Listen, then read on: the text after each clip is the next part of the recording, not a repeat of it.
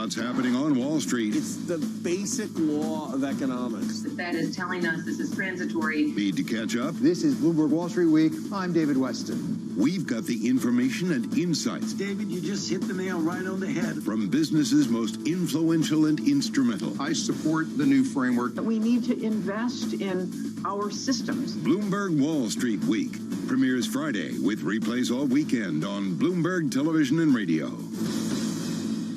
Who are U.S. Open tennis champion Emma Raducanu's 3 dream dinner guests? Daniel Ricciardo, Michael Jordan, and Tom Keane from Bloomberg. She understands you. Funny and very understandable. I am reading in on tennis like nobody. Yeah. Champion approved Bloomberg surveillance. Mornings on Bloomberg Television and Radio.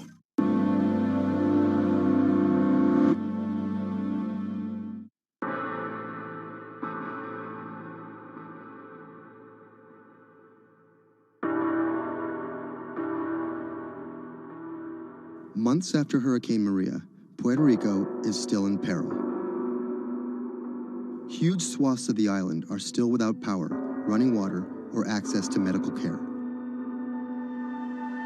Experts estimate that it will take years before these services are restored island-wide. Much of the blame has been placed on FEMA for a slow response in comparison to recent disasters on the mainland. But recovery from a disaster of this complexity and scale has proven more challenging than anyone anticipated. And filling the gaps between an overextended public sector and a suffering populace falls on the private citizens.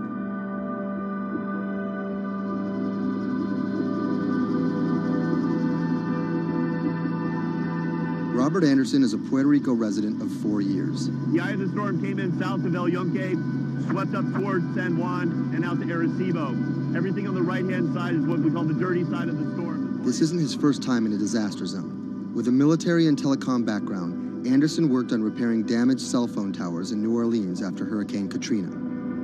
Some might be tempted to label him a disaster capitalist, seeking lucrative government contracts for his expertise.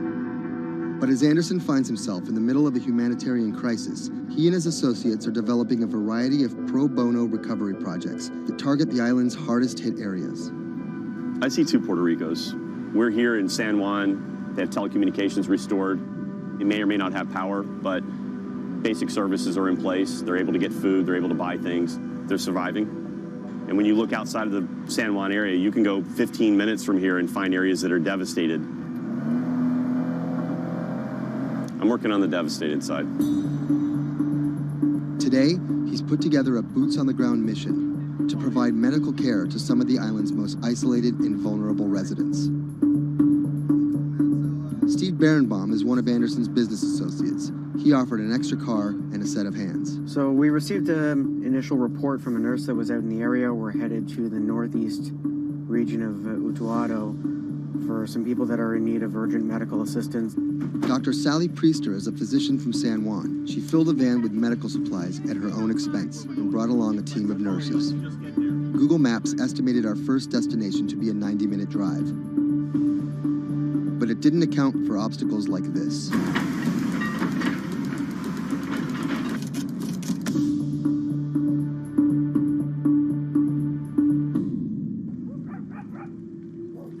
Our first stop was the home of an 82-year-old blind Vietnam veteran.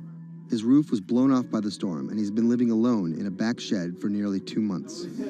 His cane actually got broken in the storm, so he's limited mobility. He has a number of medical ailments. Dr. Priester's having a look at him. We called the VA. They're going to get him set up with what he needs, get him stabilized so he can then be transported either to an evacuation center or off the island. It's when the chain gets broken, when those families that are connected to them leave the island or take off, these guys get left at the end of the road, and it's tough. FEMA was not officially part of Robert's team, and their arrival caught everyone by surprise. Their job here was to survey and report back to their superiors, and did not come with medical aid of any kind. People think that FEMA is there to hand out bottles of water, and it's not what they do. FEMA has a role to play. They have a very specific role. They bring in ships, they bring in airplanes, they bring in tractor trailers with pallets of things. But they're a big machine, and there's gaps in that thing. And you're seeing one of the gaps here, and we help fill that role.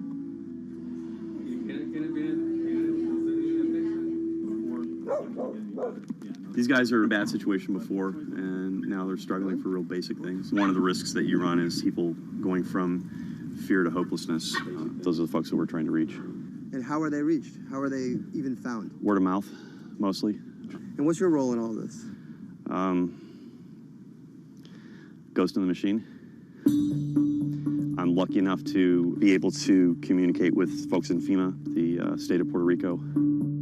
For a ghost, Robert makes his presence well known. Not only was he the de facto leader of the mission, now with FEMA in tow, he created his own maps to survey storm damage. So we're right here. And delivered them to FEMA HQ free of charge. I have pretty good reach. Perhaps that's how he managed to earn himself a coveted FEMA badge without actually working for them. And it's these relationships that allow him to operate more efficiently than an NGO or a government agency. We're able to resolve problems at a different level. Our next stop was on a mountaintop, a family of 11 struggling to care for their special needs brother in what was left of their house. Probably we are the first health team to come and visit this family. Muy bien, todo muy bien. The patient has Down syndrome. He is all day in bed. The difficulty with this is the patient cannot be alone. The most important thing is that you need to take care of the chronic disease beside disability, because they have been not going to a doctor, and no doctor has come in here yet. So we need a refill of this medication? After maybe 54 days, it's not getting better. And the only way that you can be able to see that is coming to the ground, drive, and see the people and talk to the people. You can see San Juan from here, but you can't get there. It's like the Emerald City.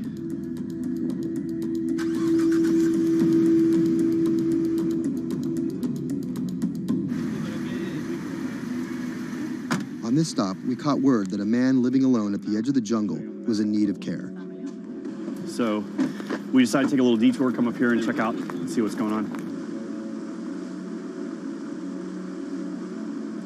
One of the challenges is to find those people that are at the end of these roads that need help.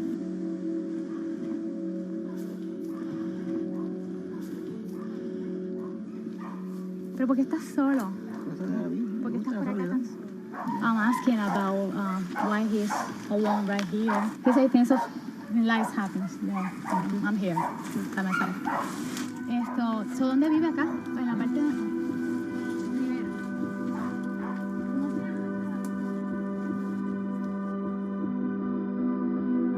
This is not a job. To do this, you need to have passion for what you can do. You're not going to get paid. It's said in disaster response and emergency response that the real first responders are your neighbors. You don't need to wait for a lucrative FEMA contract to go out and do good and to help the community. In the end, do you feel like you're making a difference? Lives you touch and people that you can affect. I don't really think about it in those terms. But why do you do it? It helps me sleep at night. I think it's as much for the people that are going out to help and do things as it is for the people that you affect. Whether out of altruism, or the lure of a paid gig, or some mixture of the two, Anderson hopes to stay here to help shape Puerto Rico's future. Puerto Rico's essentially been a colony for 400 years. It was treated poorly by the Spanish. It was not treated well by the United States when they first got here. Puerto Rico can continue in the way that it's always been, or Puerto Rico can rebuild itself like nothing that's ever been. And we have to do everything we can to make that real. That's the bottom line.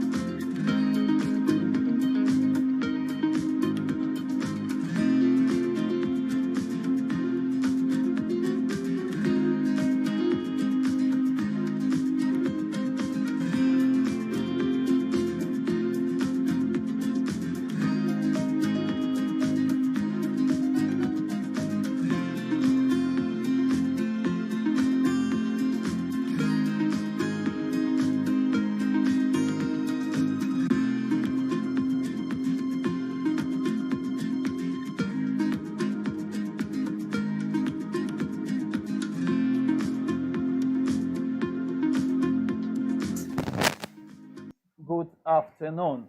It's time to place stop for Bitcoin, and I'm going to place stop at 48,138. Let me check again if I will be able to place, because it's moving rapidly. Let's see, we need 0.5%, to be honest. So from 47,892 plus 0.5%, 48,132. Okay, I'm going to place stop for our position. If it will move lower, we will fill this position at 48,132.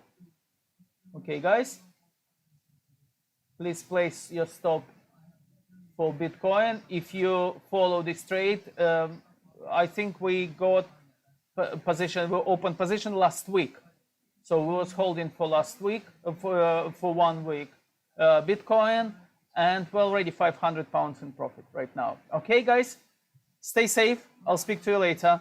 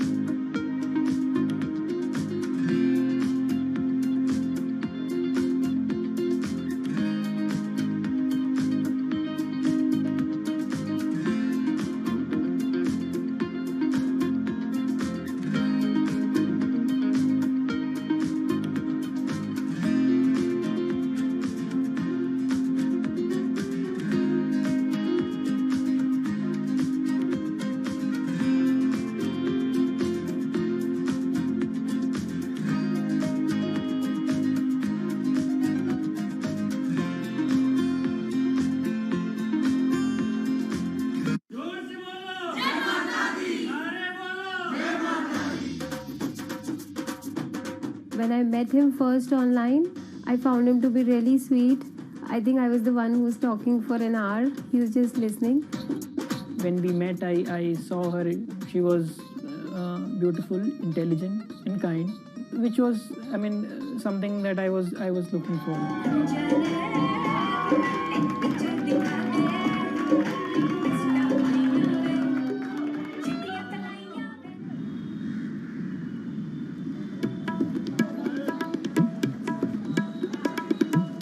Anshu and Sumit are one of about 12 million couples that get married in India every year. Unlike their parents' generation, they're not from two close villages, but from two cities on opposite sides of the country. And their love didn't start through community matchmaking, marriage brokers, or classified ads in newspapers, but began online. So we met through jeevansati.com. So it's basically an online portal where we have detailed profile of different grooms and brides. It makes a lot of remote profiles who are located in distant areas more accessible. Thanks to growing internet and smartphone usage, matrimony websites and apps in India are starting to disrupt the matchmaking industry. More and more people are finding their partners at the click of a mouse.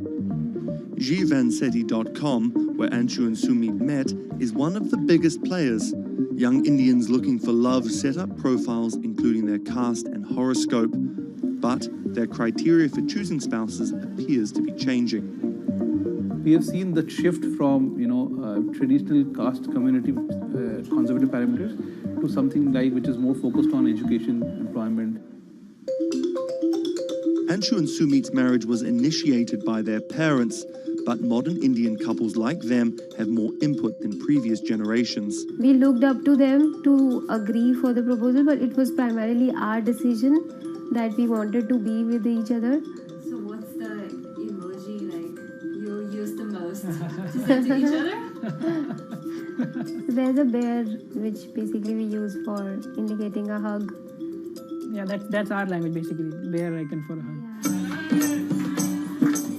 Time flies when you're in love, and just 1.5 months after they first met online, the couple got engaged. They decided to hold their wedding less than 3 months later. But planning a traditional Hindu wedding on such short notice is no easy task. The massive event usually lasts 3 days, has various ceremonies and celebrations, and involves the entire two families and hundreds of guests. Luckily, there are websites and apps for that. We searched online, we got in touch with Wedding Brigade, and they helped us finalize the venue. And it makes the search faster and efficient. Startups like the Wedding Brigade are challenging traditional wedding planners in this $50 billion industry. It provides various services from booking banquet venues to buying wedding gowns. The website makes money by charging commission from vendors. People don't want to be limited to what is available around them. They want to know the entire range of options available before making a decision. And now it's easy to find almost everything on one portal.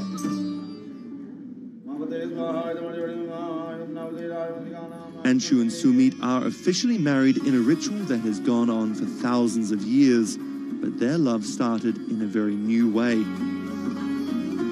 Technologies might be changing the way couples meet, date, and get married in India, but they're definitely not changing everything. The technology was only the first level help that we could get to find each other. Everything else was like very humanly and emotions and feelings based.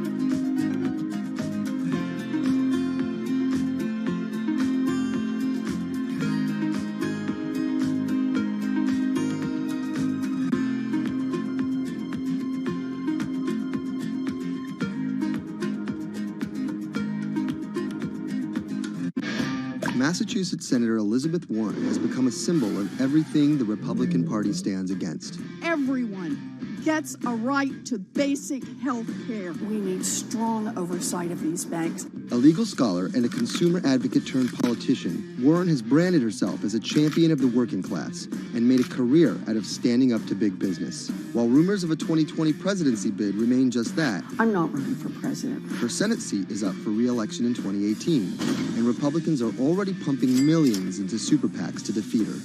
This is the story of how a law professor and politician came to be seen as the biggest threat to Republican values and the greatest hope for progressive America. Elizabeth Warren was born Elizabeth Ann Herron, the youngest of 3 siblings, on June 22, 1949 in Oklahoma City to middle-class parents. After waiting tables to help her family pay the bills, Warren became a star on the high school debate team. She landed a scholarship to George Washington University at the age of 16, but 2 years later dropped out to marry her high school sweetheart, Jim Warren. By 1980, Warren was a mother of 2, divorced and remarried, had earned a bachelor's degree from the University of Houston, a juris degree from Rutgers, and practicing law in New Jersey. Warren then went on to become an influential law professor, teaching, lecturing, and publishing highly cited work on bankruptcy and commercial law at 7 universities around the country, eventually settling at Harvard Law School. But Warren wasn't always a liberal lion. Elizabeth Warren used to be a Republican, actually. That's Stephen Dennis. I'm a Senate reporter for Bloomberg. Around the time that Elizabeth Warren switched parties, she became a fierce opponent of a Republican drive to make it much harder to file for bankruptcy. She fought that for a decade. It ended up passing anyways. While her efforts ultimately failed, her warning calls were heard in 2008.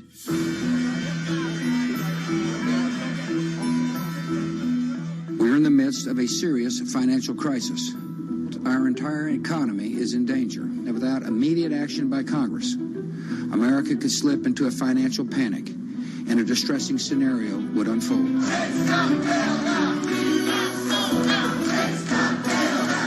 Professor Warren was tapped to help with oversight in the government bailout. She would excoriate bankers and their bonuses and their practices. Why should the U.S. taxpayer alone carry citizens? She proposed a series of tough regulations, which became the basis for much of the Dodd-Frank financial law that we have today. That sort of catapulted her to national stardom, particularly among the progressive left.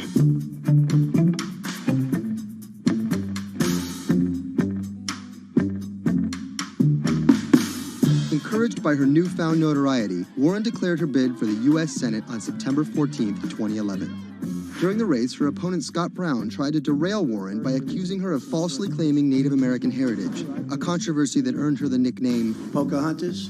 Nevertheless, she was victorious and won the Senate seat by a comfortable margin. She used her new tenure to challenge everyone, from banking regulators and Treasury officials to members of Wall Street and Congress. I'm really concerned that too big to fail has become too big for trial. We need tough new laws to hold corporate executives personally accountable. No one should be above the law. She called for Wells Fargo CEO John Stump to resign for fraud, introduced the Bank on Student Loans Fairness Act, and reintroduced the 21st Century Glass-Steagall Act.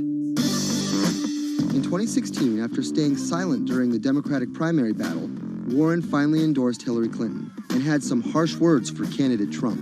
Donald Trump is a loud, nasty, thin-skinned fraud who has never risked anything for anyone, and that is just one of the many reasons he will never be president of the United States. But she was wrong. The forgotten men and women of our country will be forgotten no longer. Warren wasted no time resisting Trump's agenda. Have you ever managed or overseen a $1 trillion loan program? I have not. How about a $1 billion loan program? I have not. Okay. In the Donald Trump era, Elizabeth Warren has been playing defense and trying to prevent Donald Trump and his cabinet appointees from rolling back protections that she helped enact.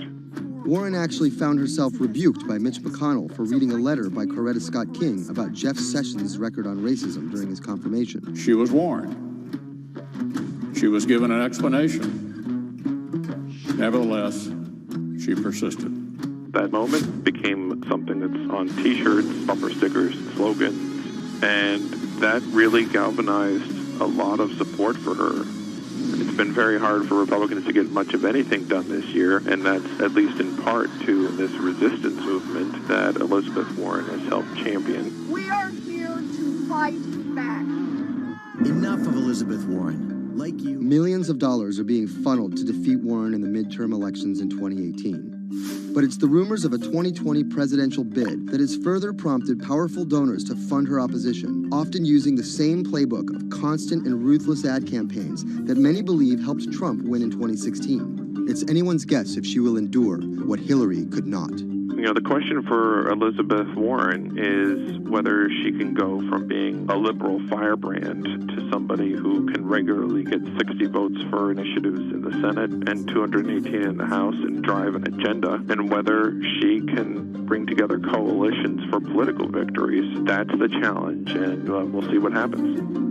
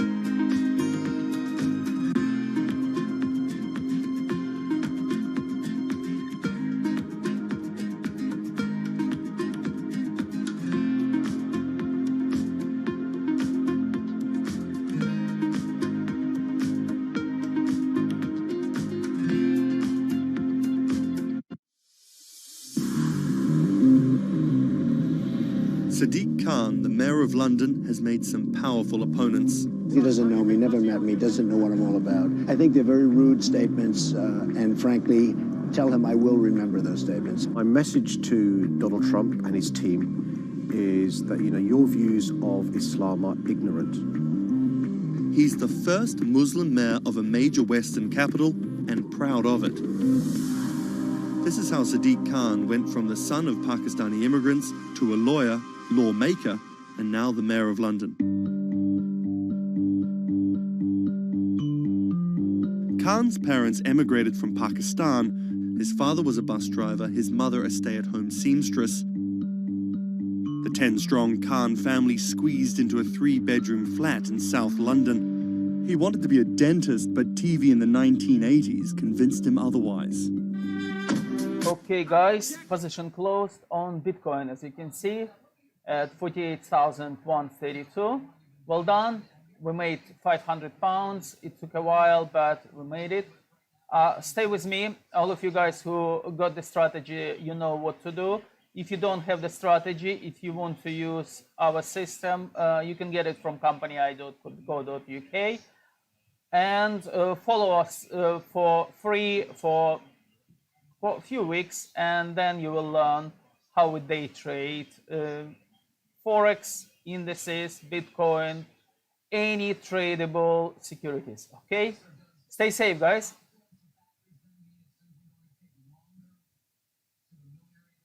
Entered the Commons as a Member of Parliament, London was attacked by Islamist extremists. That day will stay with me for the rest of my life.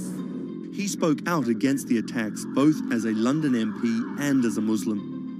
He has been very clear about his opposition to violence, opposition to terrorism, and has set out to make the case for a more open and peaceful Islam. That's Thomas Penny, one of Bloomberg's Westminster correspondents. Here is a man who is a Muslim, and he is standing up and being open and straightforward and being clear that the problem here is not Islam, but it's Islamic extremism. In 2015, a decade after the attacks, Khan ran for mayor of London, and his faith was back in the headlines. His opponent, Zach Goldsmith, trying to link Khan to radical Islam. The debate got again personal and nasty. The Goldsmith camp has called Khan extreme and accused him of associating with, quote, those who seek to do our police and capital harm. It's a pattern of behaviour. Even the former Prime Minister David Cameron repeated the allegations. He shared a platform with Sajil Shahid, the man who trained the ringleader of the 7/7 attacks and accused the United States of bringing 9/11 on themselves.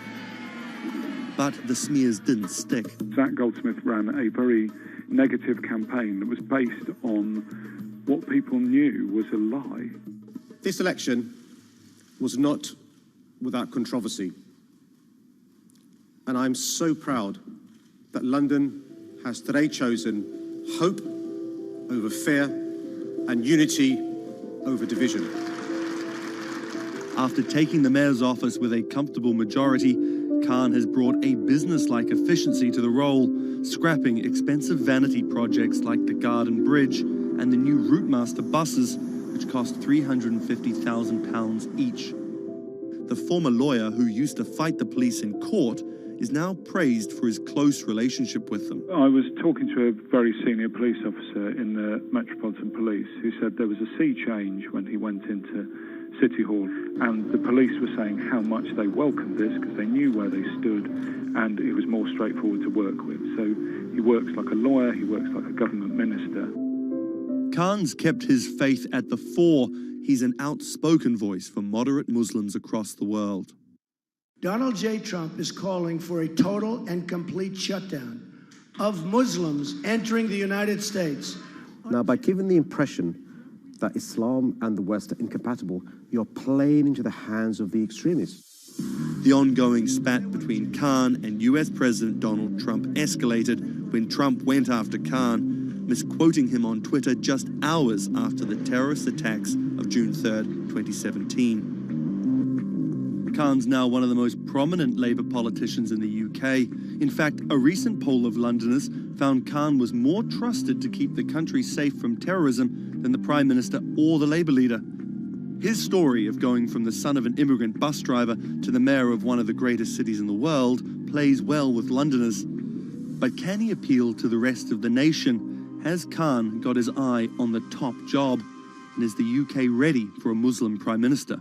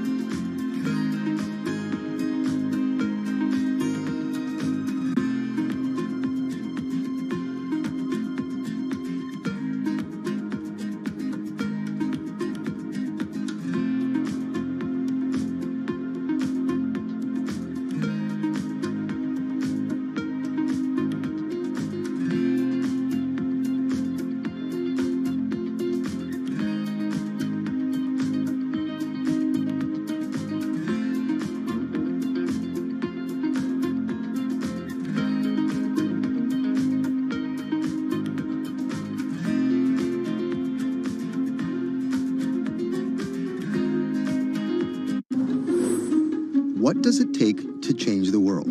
A big army? A cure to a pandemic?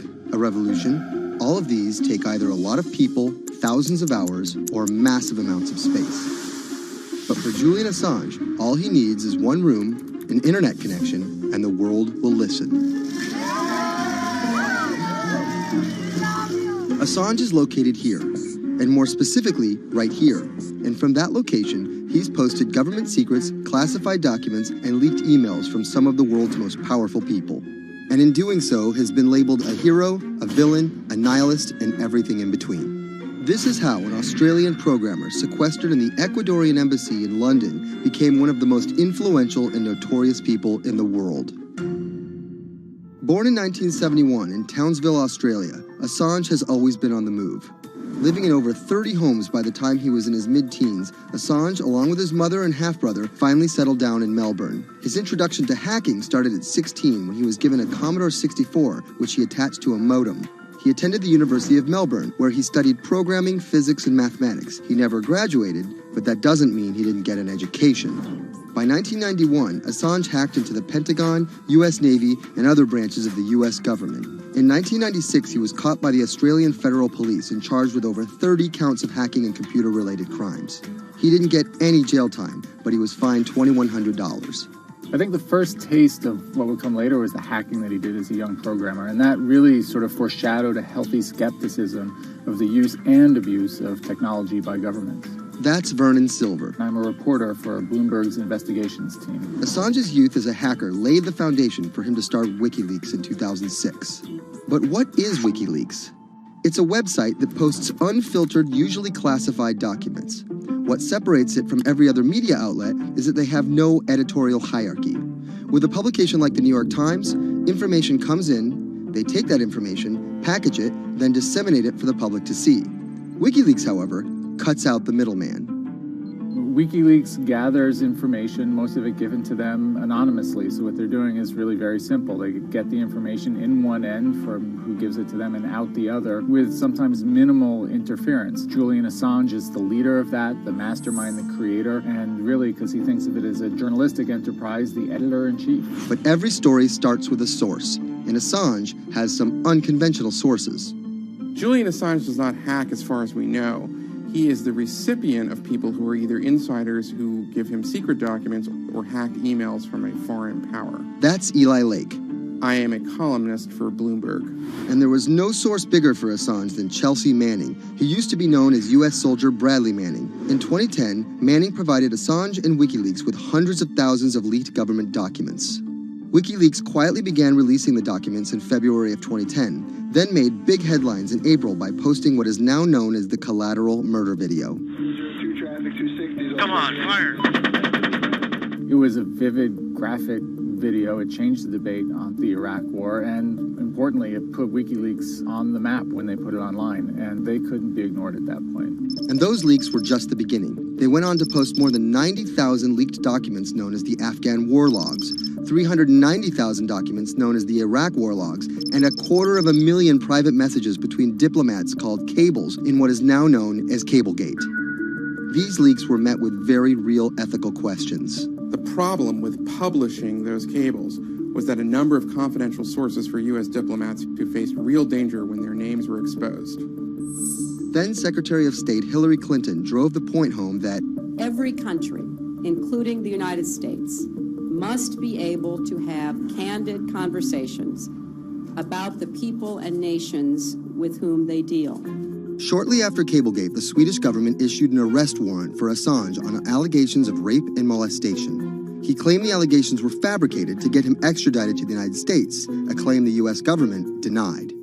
Either way, Assange's next move was to seek refuge in the Ecuadorian embassy, which really was the beginning of the new chapter in his life and what we're dealing with now, which is him being stuck in London. What was supposed to be an office in an embassy is now Assange's self-imposed prison to this very day. But that doesn't mean he's slowed down. Since being trapped in the embassy, WikiLeaks has released files about Guantanamo Bay prisoners, Syrian political figures, and the draft to the Trans-Pacific Partnership. And then came the 2016 U.S. election. Thousands of leaked emails showed Democratic Party officials possibly plotting against Bernie Sanders in his race against Hillary Clinton. Over the course of 68 days, WikiLeaks released 20,000 confidential Democratic National Committee emails. In terms of the presidential race, if you look right here, when Assange released the first batch of emails, Trump actually takes his first lead against Clinton. I think we've had enough of the Clintons, in all fairness. Once WikiLeaks started exposing secrets of the Democratic Party, Julian Assange became a hero to many on the right. Public opinion kind of flip-flopped. WikiLeaks. From the emails, we now know Hillary Clinton's campaign manager makes risotto, and also how the DNC squashed Bernie Sanders' campaign. One thing we don't know is who gave Assange the stolen emails in the first place. Many leading Democrats say they suspect it was the Russians. They released an analysis from a private cybersecurity firm that had said it was the Russians. But Assange claims our source is not the Russian government, and it is not a state party. So this is where we stand today. The public still doesn't know who provided the emails to WikiLeaks. Meanwhile, Assange is still running WikiLeaks and still releasing documents. In March 2017, he started publishing documents from the CIA's Center for Cyber Intelligence called Vault 7. The CIA, the agency charged with finding and keeping our top secrets, can't keep its own secrets. As long as Assange has a connection to the world, no government secret will be too far from exposure. Julian Assange is still in the embassy. Maybe he'll leave, maybe he won't. Kind of regardless, his work has been done. He's changed the way people think about their governments, about their own secrets, about their own hackability, and really the world has changed because of him.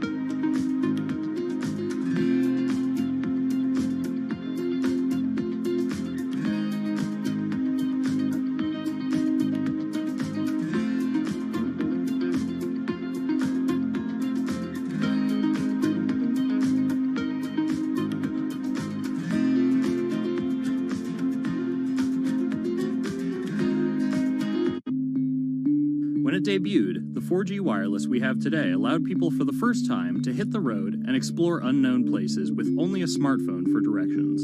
When 5G arrives, it could enable driverless cars to take us there as well. 5G stands for fifth generation mobile networks or wireless systems. It's insanely fast and can accommodate a lot more connected devices. But the reason it's being called revolutionary is because 5G will allow connected devices to speak to each other as well as people.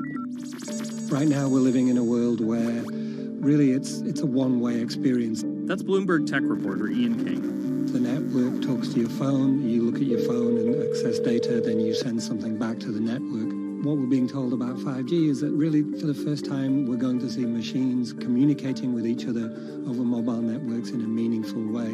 5G could end up being 100 times faster than what we have now, with speeds that could reach 20 gigabits per second. In plain English, that means downloading a full-length HD movie in seconds. 5G will also increase total bandwidth, which we will need in order to accommodate the growing Internet of Things. We're talking about the class of devices like internet-connected refrigerators, thermostats, dog collars, but 5G will enable many, many more. Things like your utility network, factories, where machines are just sat there not connected at all. Suddenly they're all going to be connected. Suddenly we're going to be able to have real-time monitoring. Other things like cars, like utility poles, like your light, the light poles. But perhaps the biggest advance will be a huge reduction in communication lag time, known as latency. A network of driverless cars will need the speed of 5G to ping each other multiple times per second to avoid collisions. Near instantaneous data transfers could allow doctors to perform surgery remotely with a robotic scalpel. So how will all this work?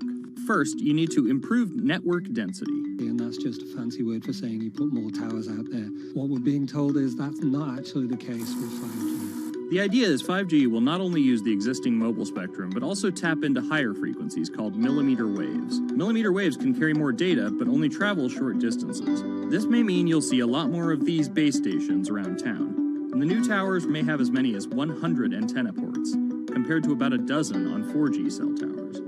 So when will we get 5G? Getting 5G ready is expected to cost providers $275 billion over 7 years in the US alone. Look for the first 5G service to pop up in big cities sometime in 2019.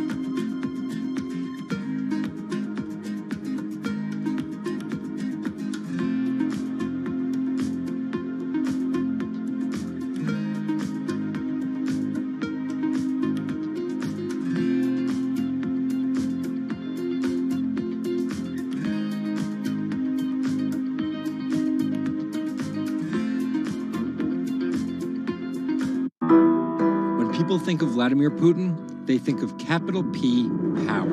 And that's exactly the impression he creates. Whether it's physical power, firing different weapons, riding in various James Bond-esque modes of transportation, or tossing hapless opponents in judo. Or political power, ruling his own country with an iron fist, crushing his political opposition, or, most recently, being accused of meddling in foreign elections for his own benefit. This is how Vladimir Putin went from a poor, tough kid in Leningrad to a KGB spy to the very symbol of modern Russia. Vladimir Vladimirovich Putin was born in 1952 in Leningrad, which is now St. Petersburg. His father was a factory foreman and his mother a homemaker. It is widely said that Putin's public-facing tough guy persona can be traced back to him getting into fights when he was younger, which paved the way for him to take up judo. After getting a law degree from Leningrad State University, Putin joined the KGB Foreign Intelligence Service. He spent 16 years in the KGB. When Putin returned to Russia, he began his political career. He went to work for Anatoly Sobchak, who was then the mayor of St. Petersburg. That's Leonid Bershidsky. I'm a columnist at Bloomberg View. Putin thrived in Sobchak's administration because he was sort of considered pretty efficient city official at that time. He was very loyal to Sobchak. So loyal and efficient that he was noticed by Yeltsin's close circle. And those people soon brought Putin over to Moscow to work in Yeltsin's administration, where he quickly climbed the political ladder. Then, of course, he was promoted to Prime Minister of Russia. That's Dmitry Trenin. I'm currently director of the Carnegie Moscow Center. Around this time, Yeltsin and the people around him, the so-called family, decided that Putin would become Yeltsin's successor. And then this happened. The apartment bombings were carried out in 3 Russian cities, killing 293 people and injuring more than 1,000. Putin immediately accused Chechen separatists for the bombings and followed it up with action. He was credited with having a very successful military campaign against the terrorists. And it worked. After that, he became an heir apparent in the eyes of the Russian people. 3 months later, Yeltsin resigned.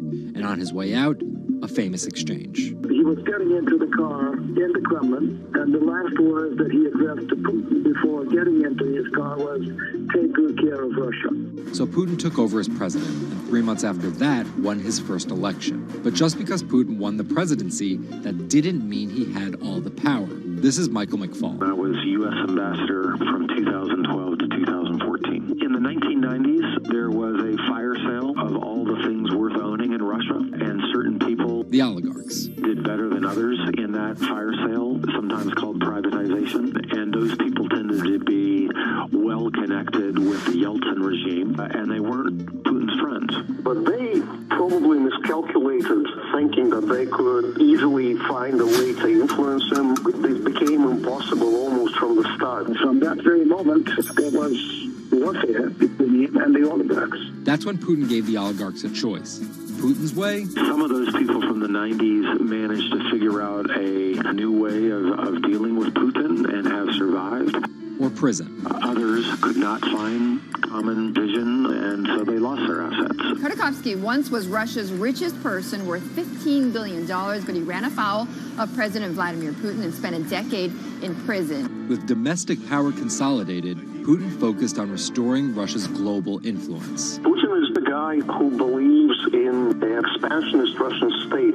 Georgia and Ukraine and all the other Soviet republics that split off when the Soviet Union fell apart, he still believes that they're traditional Russian satellites. A lot of his strategy is about keeping them in the orbit. That Yeltsin line, take good care of Russia, that's how he understands it. And he used annexation and invasion, as well as oil, gas, and trade to keep former Soviet republics in Russia's orbit. In 2008, Putin's 2 terms were up, and he decided to step down as president. Dmitry Medvedev stepped in as president, and Putin went back to prime minister. But really, Putin never left power. He pretty much continued running the country, and Medvedev was a bit of a figurehead. There was actually a period of cooperation between Russia and the U.S. that benefited both countries during Medvedev's presidency. Because Medvedev did not have the same negative attitude towards the West as Putin did. But when Putin came back to run for a 3rd term, in the lead up to the 2012 election, it is widely believed that both the presidential and parliamentary elections were rigged, and Russians took to the streets. Putin blamed the protests squarely on America, and more specifically, Secretary of State Hillary Clinton. He believed that she had sent, this is his words, a signal to demonstrators. Still, Putin won by a huge margin and set about crushing the protest movement immediately upon his return to the Kremlin. Over the next few years, Russia's economy tumbled. Putin annexed Crimea, leading to sanctions. The price of oil fell drastically. The ruble hit a new low, and America played down Russia's influence, with Obama calling Russia a regional power. Despite all of that, Putin's approval rating remained sky high, and then an opportunity for payback. I think I'd get along very well with Vladimir Putin. In 2016, there was one candidate who called Vladimir Putin very smart. Trump exhibited tolerance towards Putin's actions annexing Crimea, and similar views on NATO and sanctions. Secretary Clinton didn't support any of those views. Even though Putin denies any wrongdoing, U.S. elections. Yes.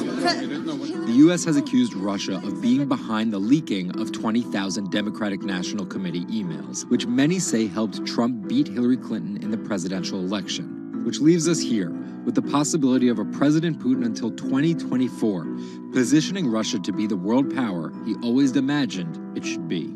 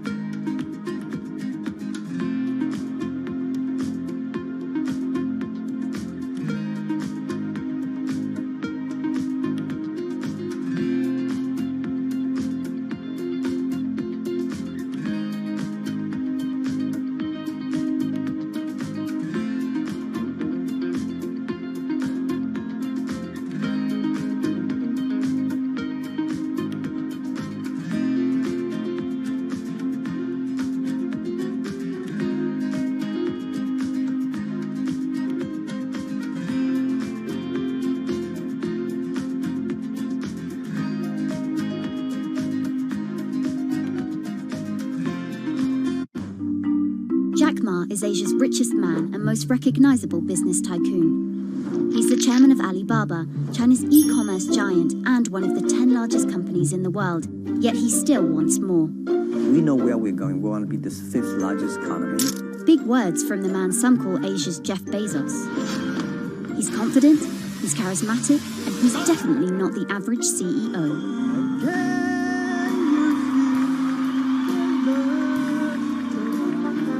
This is how a poor school teacher went from the classroom to being one of the most influential multi-billionaires in the world.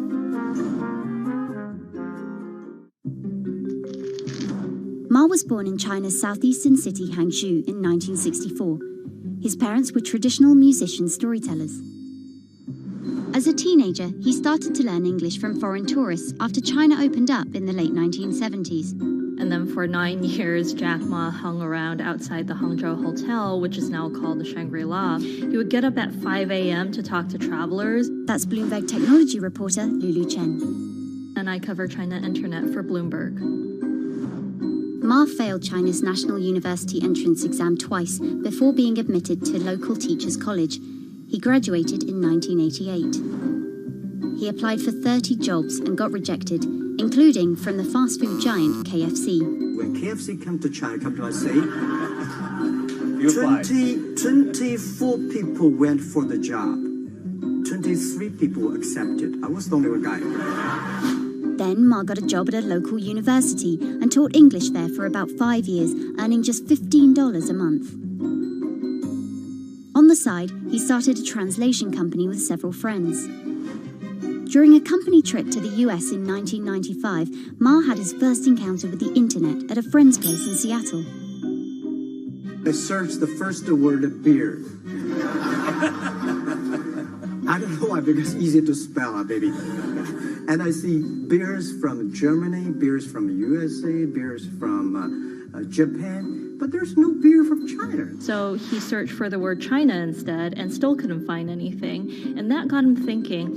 He wanted to build something that would put China on the world's map. He started China Pages, a Yellow Pages-like website, but it didn't take off. Then Ma joined a government agency in Beijing to help set up a website.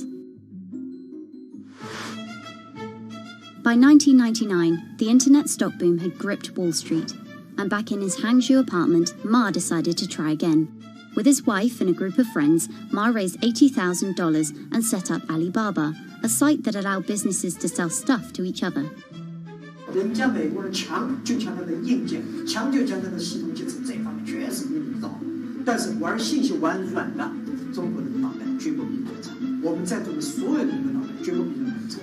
By 2000, Alibaba had raised $25 million from investors, including Goldman Sachs and SoftBank. He had no business plan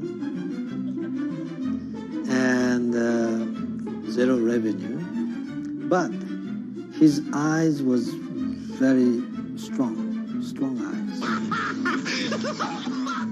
In 2003, Alibaba started Taobao, a platform for individual sellers to trade with each other, and publicly declared war against eBay, who had started to make a foray into China.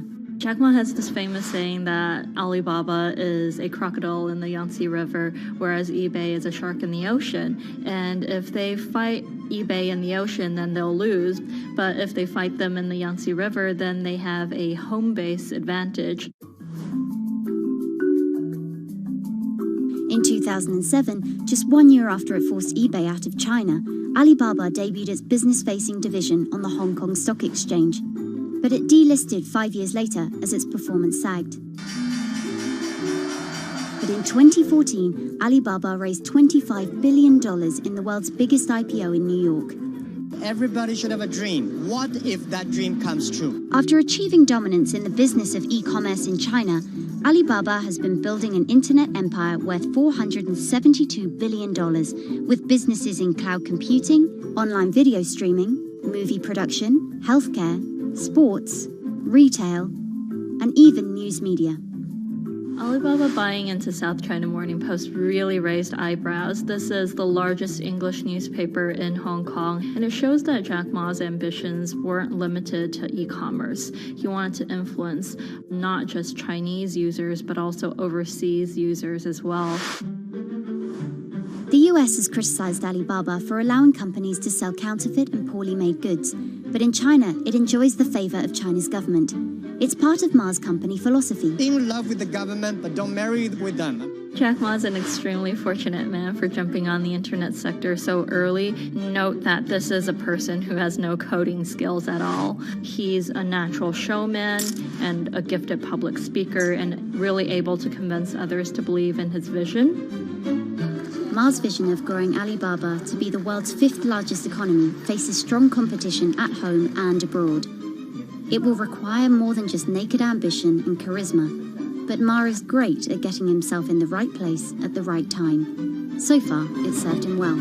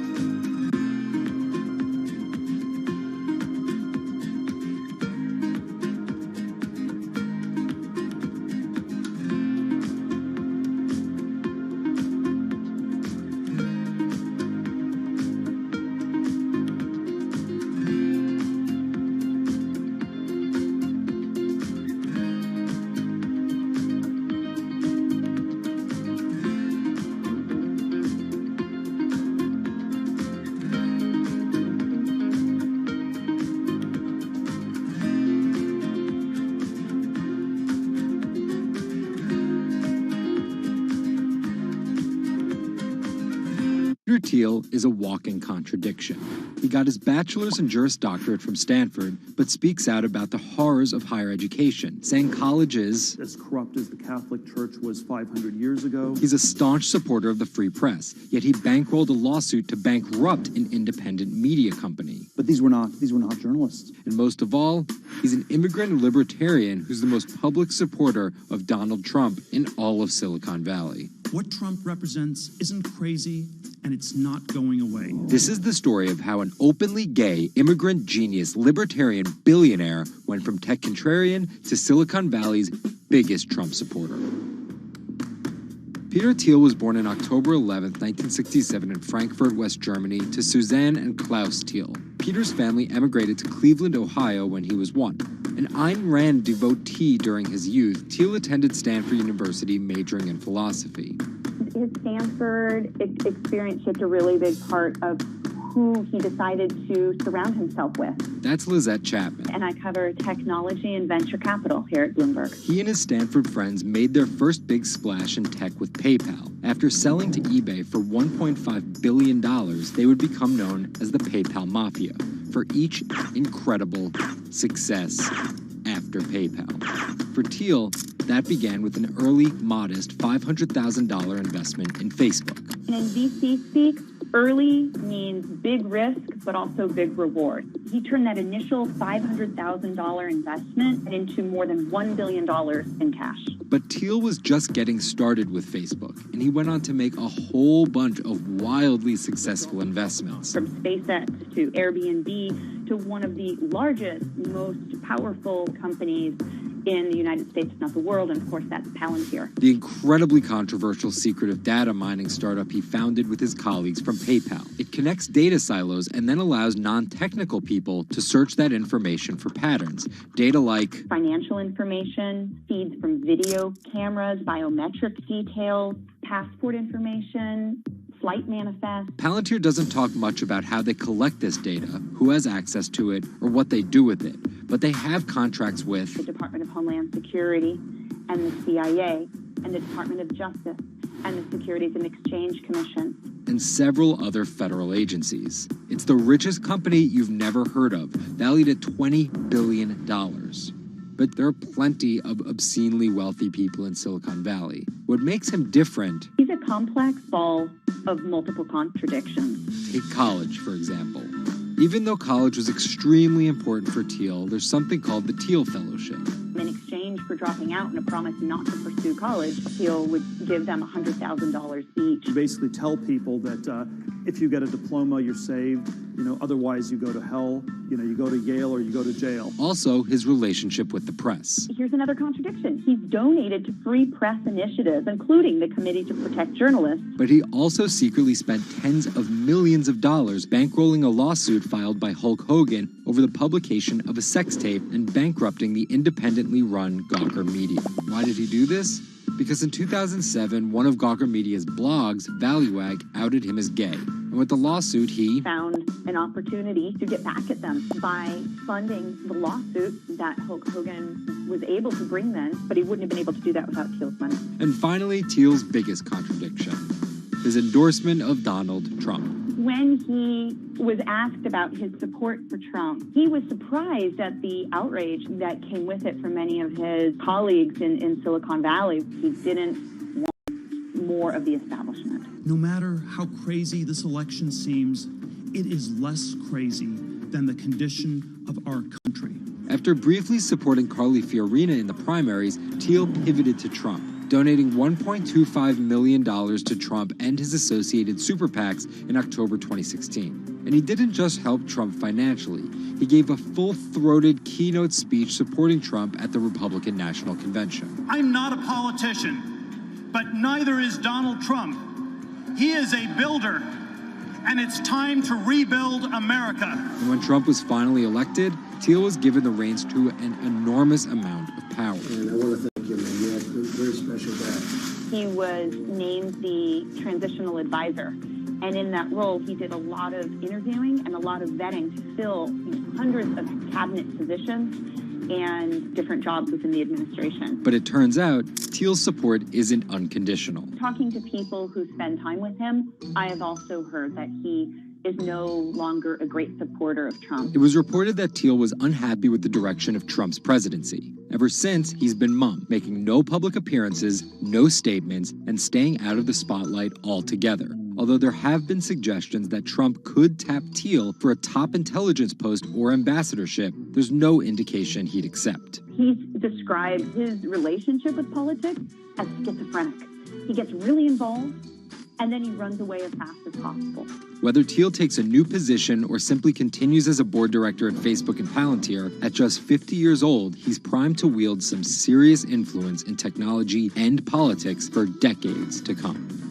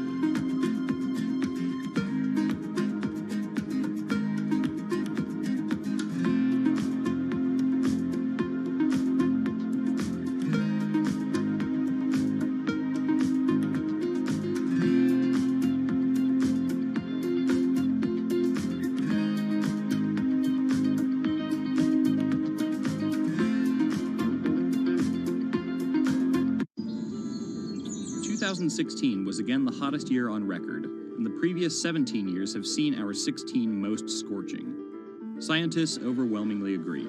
Global warming is the culprit. And it's just getting started. Ice caps, extreme weather, wildfires, droughts, and the hits keep coming. What are we doing about it? In 2015, the world took its boldest step yet to stem climate change with a historic accord in Paris. But now comes the hard part. Nations must change energy policies and invest huge amounts of money, and they will likely do it without the United States. President Donald Trump announced on June 1st that the U.S. would withdraw from the accord. The reality is that withdrawing is in America's economic interest and won't matter much to the climate. Here's the situation. Decades in the making, the Paris Agreement united the U.S., China, and more than 190 other nations in a push to limit fossil fuel pollution. The The UN-sponsored plan secured pledges to cut greenhouse gases, the emissions that trap heat in the Earth's atmosphere, in an effort to avoid the rising seas and other environmental disasters that climate models predict. But even if all pledges are met, the globe is expected to warm by as much as 3.4 degrees Celsius this century, more than the UN target of well below 2 degrees. Meeting the Paris Agreement means that governments will have to offer more incentives for clean energy, scale back support for fossil fuels, make emissions more costly, and reduce deforestation. It's estimated that the deal will require $13.5 trillion of spending through 2030. Here's the argument. Unlike past climate pacts such as the Kyoto Protocol, each country set its own Paris targets and then promised to revisit and improve them. The U.S. was primed to play a lead role in climate change, but Trump's Energy Independence Executive Order reverses Obama-era rules and directives put in place to combat climate change, and expands production of coal, the dirtiest fossil fuel. The resulting policies threaten the global fight against climate change. Without the U.S. commitment to emissions reduction, other countries may join it in abandoning the Paris Agreement. This could make it almost impossible and even more expensive down the line to stop climate change. Optimists argue that the shift to a lower carbon future is already underway. Businesses, cities, and U.S. states, such as California, are already investing in wind and solar and taking other steps to make it work. I've actually been called an environmentalist, if you can believe that.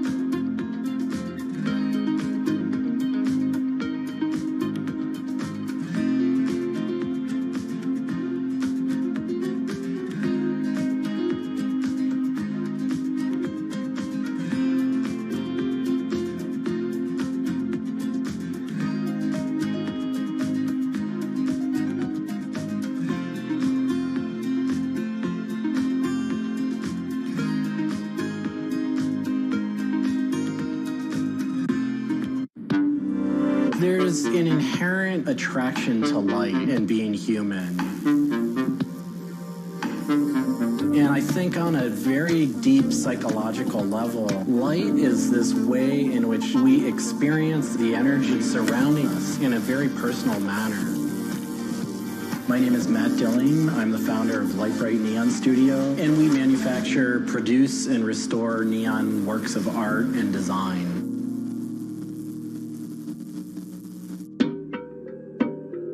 Origins of the creative content of a lot of the work at Lightbright comes from a variety of sources. Sometimes people come with a napkin sketch. Some people come with an Adobe Illustrator file. And we have a whole design team who then we kind of work together to help create layouts of what it might look like.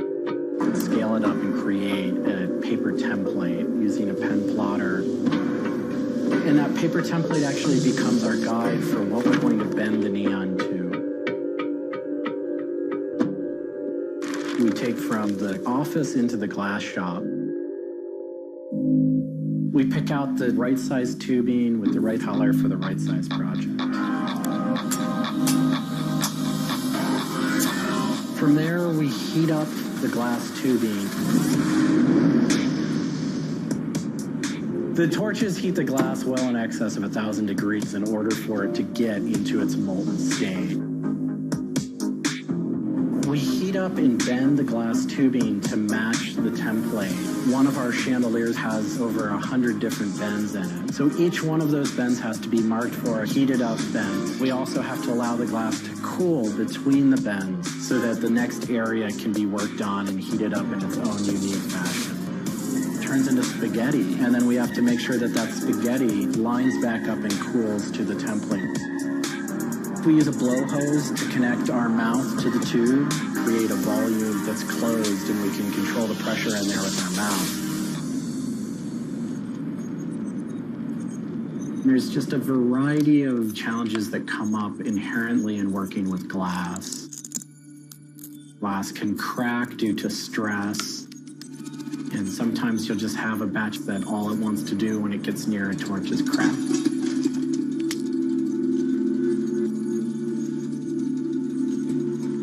After we've bent various components, we have to go in using the crossfire or the hand torch and actually weld all of those pieces together. The last step on that is then to weld on electrodes onto either end. Each one of those steps is very, very specific. I draw inspiration from so many different experiences. It's hard to come up with one thing that's particular, but one of the ways that I really am able to connect with the creative is to float. Floating is a similar experience to meditation, to psychedelics. Going into a blackened room and laying out in a body of water and salt that's heated to your body temperature, and it allows for all sort of external stimulation to fall away. And your internal world really begins to bubble up and manifest. You really get to experience a different relationship to your mind.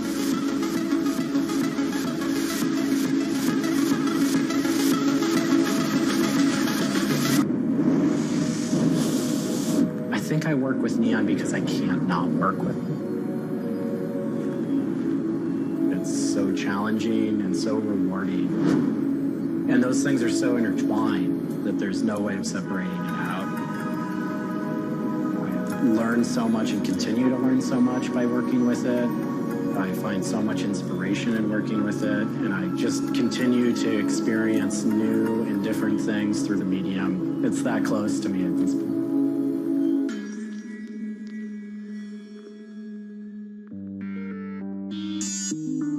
Once the neon tube is completed, we have to hook it up to our manifold for bombarding. The manifold is opened, a vacuum is drawn. We check the tube for leaks with our Tesla coil. We close the tube back off, and we heat it up using a very large and powerful transformer. As the tube is heated up, it releases anything that's not inert inside the tube, and we evacuate that out. We introduce the gas into it. And we seal the tube off, sealing into that tube whatever gas we introduced into it. I think my favorite part of making a neon light is when I see it lit up for the first time.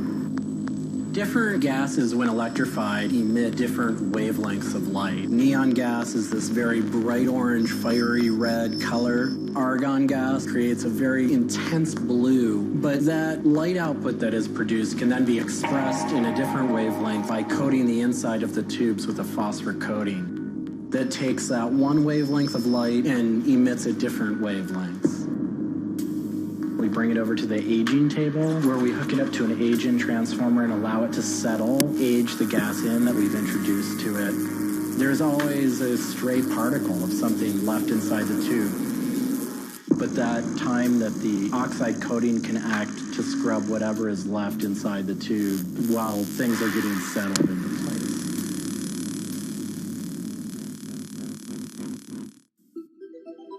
Once the tubes are aged in, we move on to our process of assembling two halves of the fixture together in a jig, gluing up the center of the fixture to its spindle. Once the adhesive dried, we would connect the wires from the fixture together into a transformer, and we turn on power and it lights up.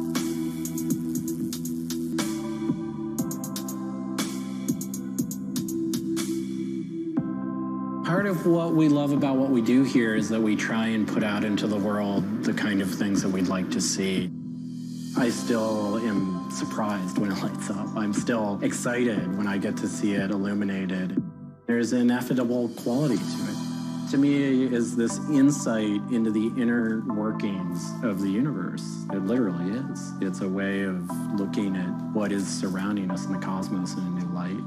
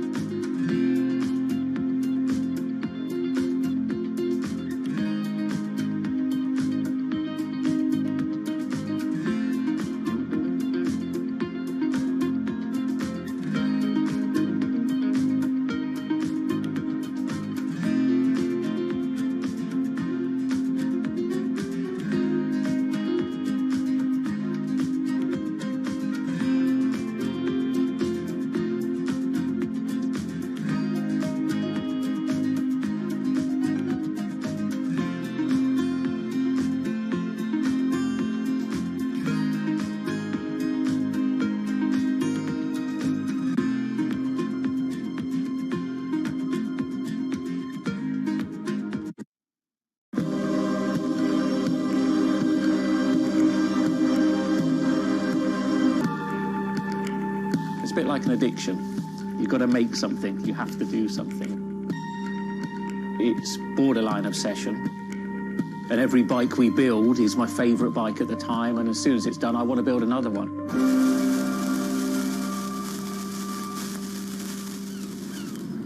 Sven Cycles is something I've been thinking about ever since I started cycling in my late teens.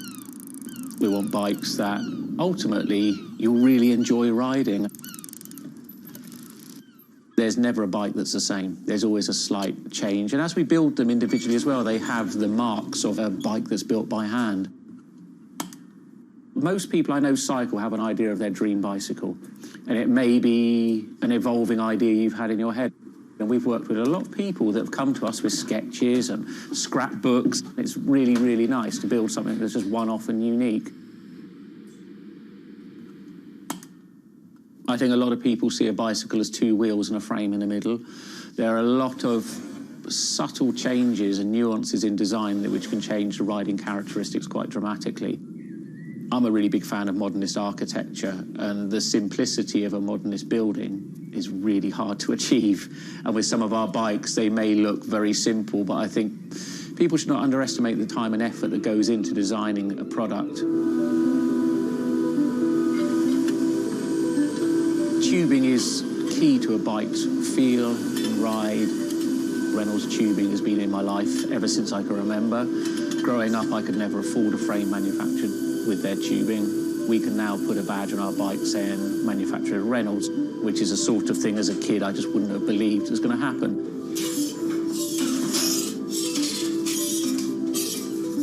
Every part of the bike has a specific tube. It's not universal. The first thing we do is get the tubes out, check they're correct, check the wall thicknesses, sand the edges, make sure it's all really clean, because if it's not clean, the tubes won't join together correctly. We build in steel because I still believe it's one of the best materials to use.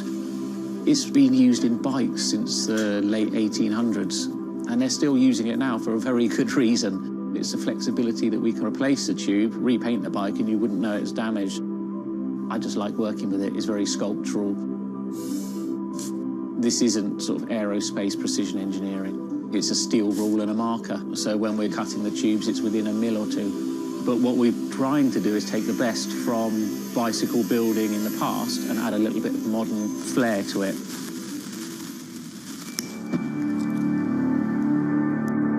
There's various techniques for building bicycles. We do a thing called fillet brazing, where you connect a pipe together. We use a bronze rod and a flame. We heat the tubes up to the same temperature and we fill the joint with bronze. And it gives a very, very sort of fluid, lovely, sort of quite sculptural feel. You've got to practice. You've got to be able to judge material temperatures. You've got to just look at it and you just get a feel for it. It's a stage where your tubes start to look a bit like a bicycle. My father's a jeweler. He'd make sort of very pretty things, which are lovely, but for me, they don't really have any function. What I love about bicycles, you can start on a Monday with a box of tubes, you can be riding it by the weekend, and it can last you for the rest of your life.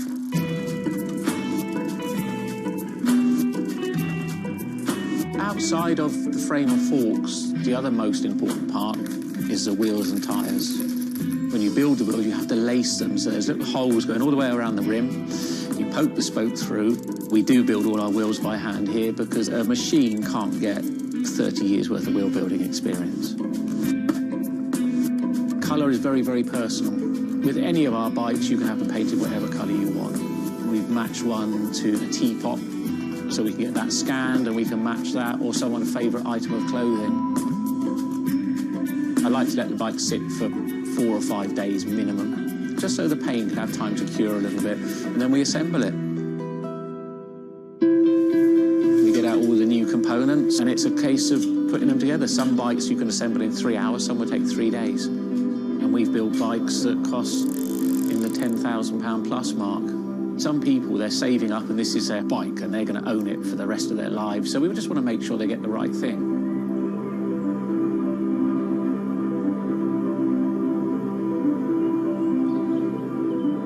I think the bike for me was the first time I had some freedom. So as soon as I had one, I was off. A lot of people still get that thrill as when they were a kid blasting down a hill, wind going through their hair. It's fun. Everyone has their favourite jacket or something that just makes them feel good. If you've got a bike that fits well, you actually feel part of it. Building bicycles as a creative outlet is fantastic. It's not something you do because you're going to get a big paycheck at the end of the day. You do it something you have a passion for it.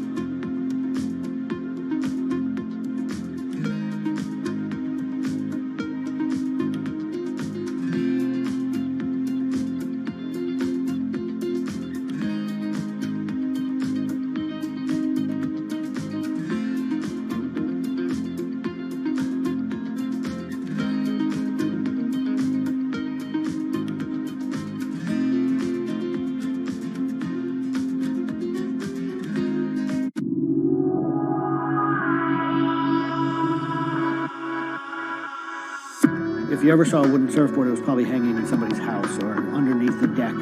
But kind of in the last 10 or 15 years, wood has made a big comeback. They surf wonderfully. It's beautiful and it feels great to be on one of them.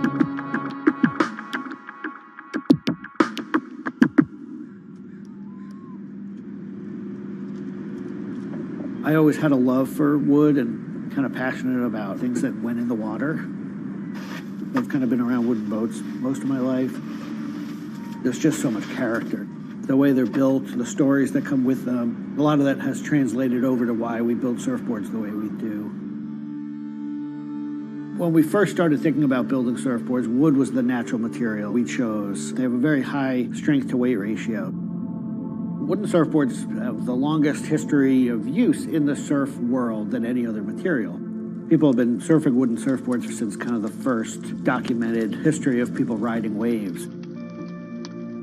The board starts in CAD, where we take a 3D model, break down the shape, and kind of create frames and templates and all the inner parts of the board that we get cut on a CNC machine.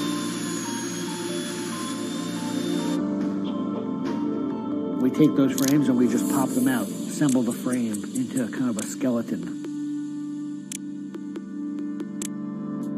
We go out to our lumber shed, pick a bunch of cedar, and bring them into our mill shop, put glue along the edges, clamp it all together into a panel. Everything's book matched, you have symmetry in the colors and texture of the wood. Cut your outline. take our assembled frame, gently put it down right on top of the plank.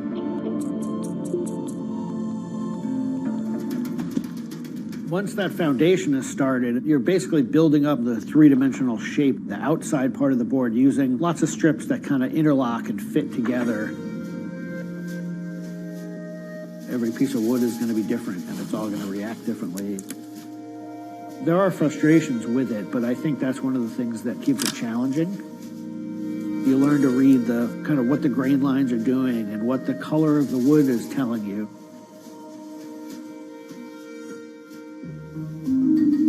Once those rails are cleaned up, we put our top planks on. It's a little bit like putting a lid on a box. It's like, this is it. Whatever's inside that board is staying inside that board. And by tensioning some rope, you can clamp the two together. It's like a time capsule.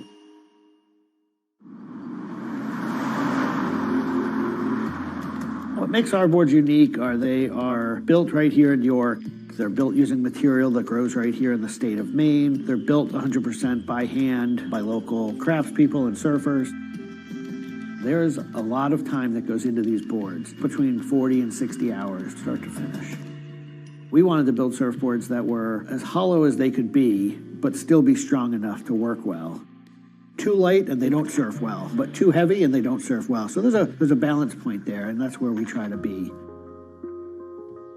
Taking the board off the rocker table, once the top has gone on, that is by far one of my top favorite parts. It's just you and a shaping stand, a board, and a hand plane. Everything else is out of your view. It's simple, it's pleasurable, it's quiet. You can be with your thoughts and you can just kind of be present. There's something about taking a nice sharp edge tool to a beautiful piece of wood and feeling the curls coming off and knowing that every pass that you're making, you're kind of getting it closer and closer to what you have in mind.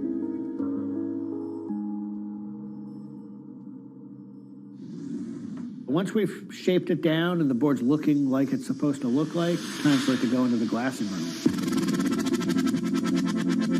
4-ounce fiberglass, laying it over the board, draping it over the edges, cutting it, applying epoxy, and on the board.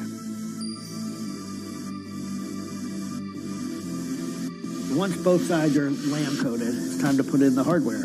Drill and router and install the fin box. And on the other side, we drill and put in the leash plug and a vent. There's a lot of air just naturally inside the board, and that air wants to expand and contract with temperature changes. And that vent has a little piece of Gore-Tex fabric in it, and it allows air to kind of breathe both ways, but it doesn't allow water to get in. Once all that hardware is put in, it goes back into the glassing room. We brush a nice, beautiful, thick coat of epoxy over the whole surface, and that we call a gloss coat. That's supposed to look beautiful and glossy and shiny and flawless. You get to see that board come to life. Whatever the colors in the wood, they really come out. It just makes it look like candy. You just want to touch it and run your hands down it, and it's just kind of the icing on the cake.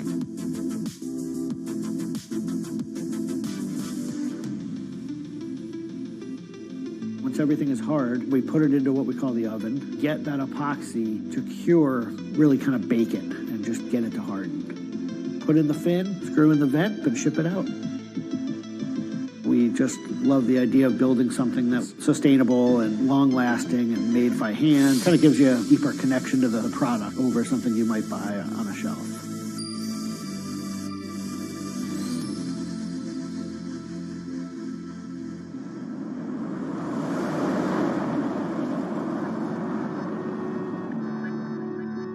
When a customer gets the board, they feel it. They 100% feel the amount of work and the amount of passion that went into the board. So I'm not really looking at hours and efficiency. We're looking at like doing it right and enjoying it as we go.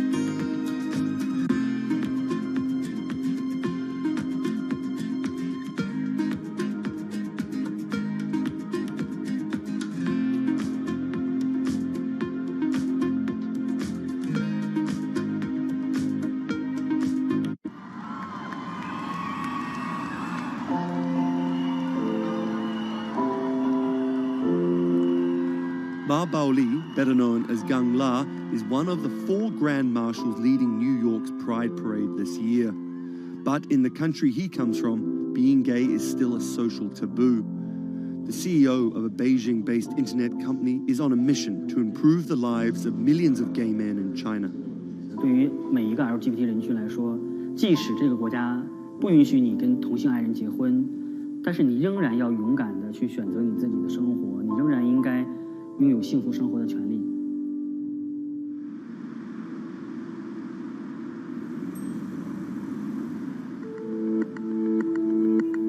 Ma's company Blue City runs an app and a website specifically for gay men. Blued is one of the biggest gay social networking apps in the world, with an estimated 30 million registered users. Unlike most other apps, Blued is more than just dating or hookups. 大家可以在我们这个软件里面找他自己的情感，然后可以阅读相关的内容，然后可以进行一些娱乐，比如玩游戏啊，比如看直播啊等等。Back in 2000, when Ma studied at a police school in northern China, he realized he didn't feel like everyone else. 因为他们都找女朋友，然后谈恋爱，但是我对长得好看的同性的男生，我反而觉得对我更有吸引力。所以那个时候我就到互联网上去找这样的一些资料，然后希望能够告诉我自己，我到底是谁。互联网上所有的信息都是负面的，都是错的，就是说同性恋要电击疗法，要被治疗，然后要吃药等等。After visiting some foreign websites with different attitudes to homosexuality, Ma created his own site for a Chinese audience, encouraging people that 他们也是正常的，他们不用自卑，然后也不用自杀。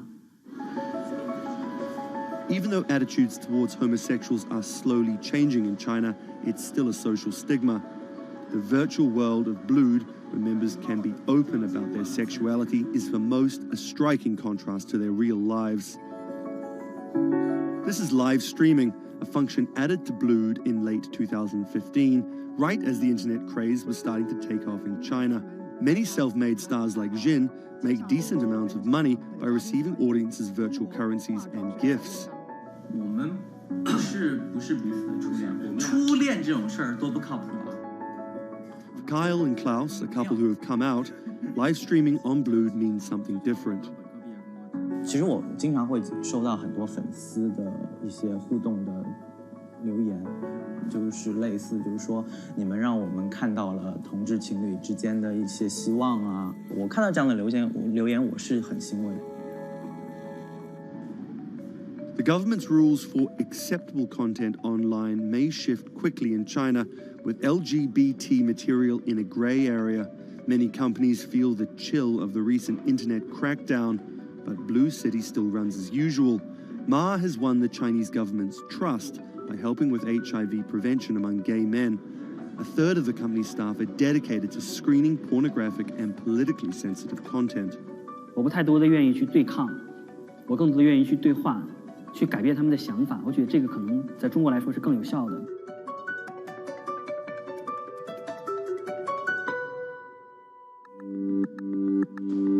In the past 5 years, Blue City has grown from a team of 7 people to a promising business with about 250 staff. Ma said the company earned over $15 million last year, mainly through advertising and selling virtual currencies to live streaming audiences. Now the company is expanding overseas. 我希望吧，通过我们的努力，布鲁蒂能够成为全球第一家在美国纳斯达克或者是纽交所上市的这样的同志互联网公司。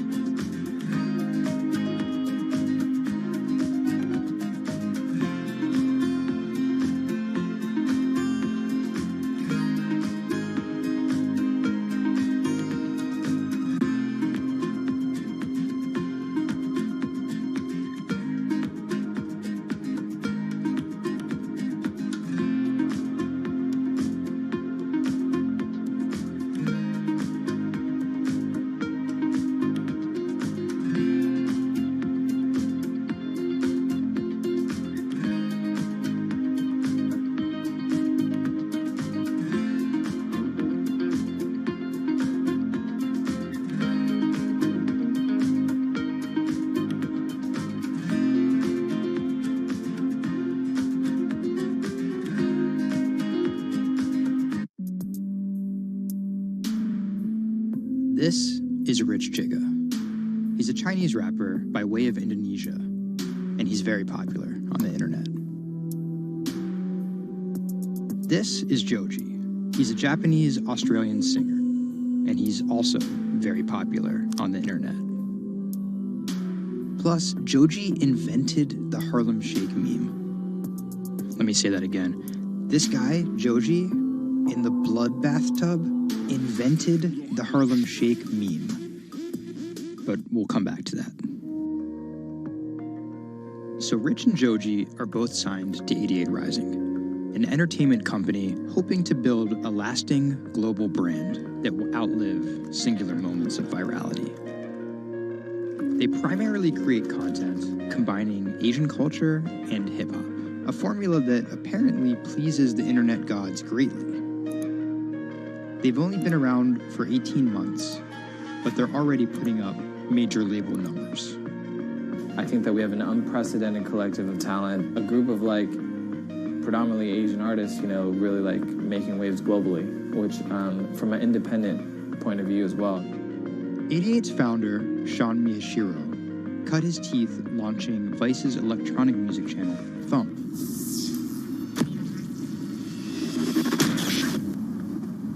But quickly, Sean became interested in life beyond dance music. I knew that after launching a whole content platform that I have kind of the ability and the know-how to do it again, but for what was the question? So Sean moved to the Bronx to start over and figure it out. He couldn't afford an office space, so he worked out of his car at the top of a grimy parking garage. Everything kind of started here. If you look around, this is my environment. This is my serenity, really. 88 Rising was built here. Built on the grounds of LA Fitness residence in a parking garage. I was living in the Bronx. I'm just damn, where the hell do I go? So I just come up here and I I just kind of figure things out every single day. Being okay, what the hell is this thing? Coming here was kind of my own kind of private office, basically. To be honest, I would even go to the bathroom here. I would take pisses here, you know what I mean? It was, it's just too far to go back down there. When I need Wi-Fi, I'd spend a good part of the day at Dunkin' Donuts. Hi, how are you? Can I get a chicken snack wrap?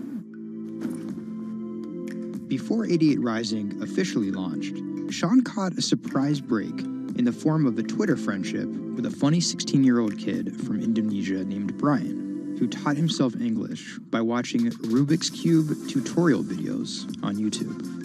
Seriously, that's true. I thought his Twitter was genius, from the future, just crazy, and just the shit that he was saying, the memes he was making. But I didn't know that he rapped or anything like that. I really didn't, and he came up with Dat Stick 2 weeks later. 12 in the morning, pop shells for a living and baby gon' smell blood trail every minute road. Dat Stick was Brian's first ever attempt at making a rap song, and it immediately went viral. Everything was great about it, but the one thing that I noticed is the song was hard as hell. Just everything about it, man. Just it was menacing, bro. Soon after the video dropped, Brian signed with 88 Rising. I'll FaceTime with Rich. Sorry for calling you Rich Chiga on my phone, Rich. Brian, he gets super pissed off that he's saved in my phone as Rich Chiga. He's like, dude, am I not a human to you? What's good, bro? What's good, brother? How you doing? Doing great. I just did the sound check. How was it? It was tight. So, Brian could definitely rap, but some viewers understandably took offense at a Chinese kid satirizing rap cliches and calling himself Rich Chiga. But if a group of well-known rappers saw the video and genuinely liked it, that could at least help validate Brian as a legit hip-hop artist. Plus, it could be really funny. It was just kind of an idea that I just had on the spot. Everything that rappers say is better and funnier and smarter and wittier. It's just more entertaining. We just edit it as tight as possible, put it up, and it really worked. 12 in the morning, pop shows. Yo, this nigga got a pouch on and a Reebok pouch. This is the hardest nigga of all time. You said when you come for a chigga like me, that was dope. Like, it's just lit, and I think people would take it as a joke at first, but it's like if he ran with that and kept doing more videos like that, it's just lit. You know, I'd never been to America before, and like all of a sudden, it's like I see like all the rappers that I listen to just like reacting to my stuff, and I was like, what? How did this happen? The reaction video also went viral and even led to a remix of Dat Stick featuring Wu-Tang's Ghostface. I'll get on that track. You know what I'm saying? Yeah. Really, on the remix? Yeah. Oh, you know him? And yeah, the remix went viral too. Brian has since acknowledged the misstep in his name and claims he may change it. But for the time being, he's still Rich Chigga to his fans. An ever-growing global audience, hungry for more releases from emerging talent around the world. I didn't know that it was gonna be this impactful and this important to people, and I'm very thankful and blessed that it has. And every day now that I wake up, it's like it's just like a new mission every day. A major part of that mission involves Joji. Remember the bloody bath guy? He's a former YouTube personality in the middle of a career transition. The sound of this song, Will He, it's like a trap song that you can like slow dance to. Awkward prom shit, you know what I mean? I used to do crazy episodic internet videos. It was going well, and one day it was me and a few friends just in a room. We were casually chilling, and then someone plays the song, and it's brand new at the time. I happened to have a lot of costumes laying around, so I told the other guys, I was like, get in these costumes and let's just dance to it. Like, who cares? We were like, okay, let's just go crazy at the drop. So that video goes up. I go to sleep, and the next morning, everyone's doing it. Like, next morning.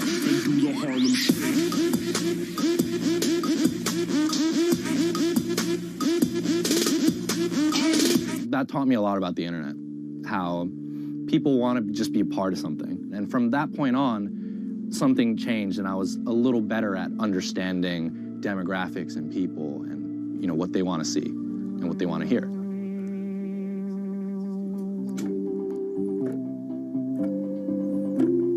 I was friends with a couple other artists who were affiliated with 88, and then I also started to realize that 88 is the bridge between Western and Asian entertainment, and I really wanted to be a part of that.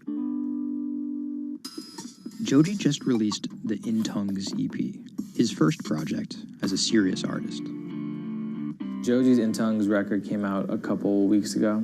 It's #2 on Billboard on the R&B charts, which is crazy for, independent release, and he's like a brand new artist. And the success is even more impressive, knowing he went from creating something like this. It's just Taco Bell. What could possibly go wrong? To creating something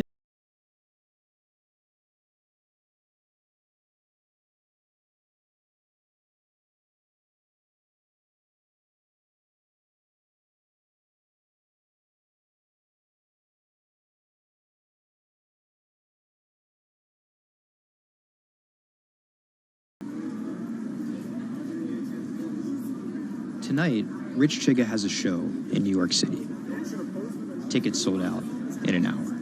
I came here, I'm first online. I was here at 1. I was the third person online. So why'd you get here so early? Because I want to see Rich Chigga. I want to touch him. What do you guys think of Joji? He's my That's my dad, son. You guys cop the new EP or like? Yeah. I woke up at 6 in the morning just to cop that shit. And then I listened to it, and that shit started making me cry. This is actually kind of exciting. Every time, this never gets old. Like, you live online and social media, but like, there's nothing like just being with the people.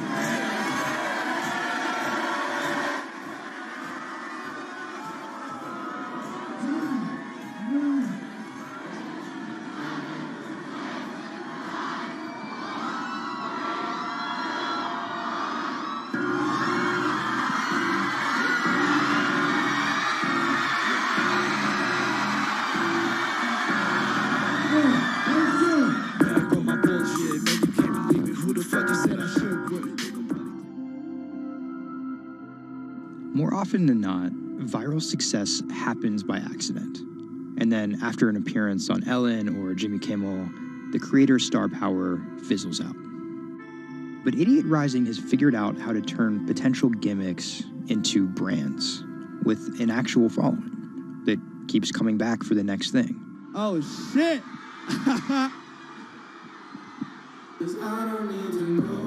So keep an eye out for Idiot's next move. But more than likely, it won't be covered on network television or terrestrial radio. Although, as they've already proven, nowadays that really doesn't matter.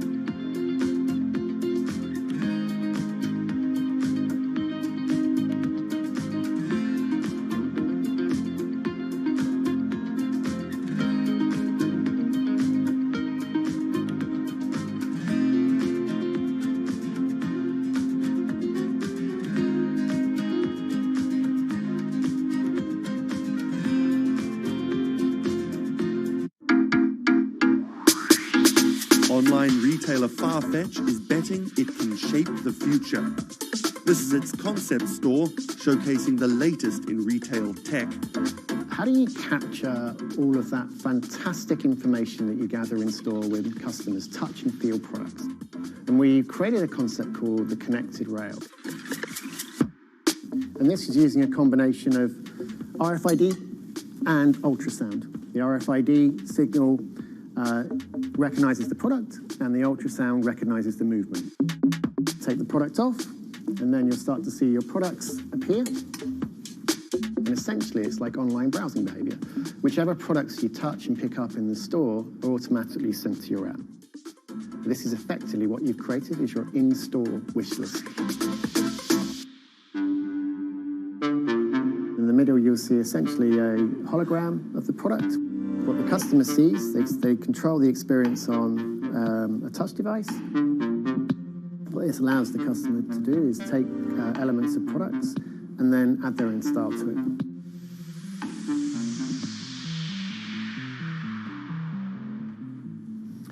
Right, so this is the connected mirror. So in this example, I see my products.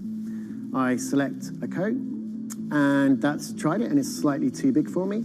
So what I can do is choose an alternative size and send a request to the sales associate, and they'll bring that size to me in the fitting room mirror. You'll also see that we've got some product recommendations here. Crucially, the sales associate's able to push items into the mirror from their device. If you wanted to, you could simply use the mirror and pay and go. Your items would then be packed and dispatched to you afterwards.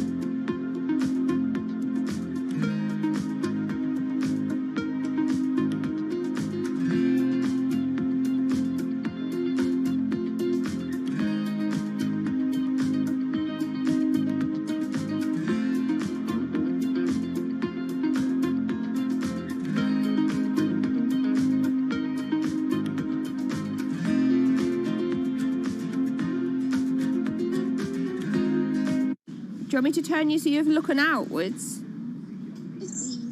Yes, please. How about there? First time we came out with B, Jade said, "It feels like I've been released from prison." Do you want these, Mrs.? Definitely. Definitely. Right. Yeah. And she could say hello to everybody, people she hadn't seen for months. It's Jade. Jade. It's Jade. Oh. So you can talk to Jade through this. Hi, Katie. She's there.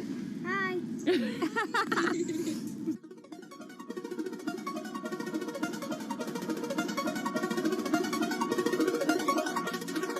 Every time anyone's seen her, they want to know why she's there. And it's kind of the opposite of when you're in a wheelchair and people see you and they kind of go, oh, should I look? I don't know what the right protocol is. When there's a tiny robot with its bright little eyes going around just looking happy everywhere, it really opens you up for conversation. You've got some friends here, look. Hiya. When I saw her for the first time, I remember thinking, this is going to change things. This is one of those points where if this was a book, this would be the cliffhanger.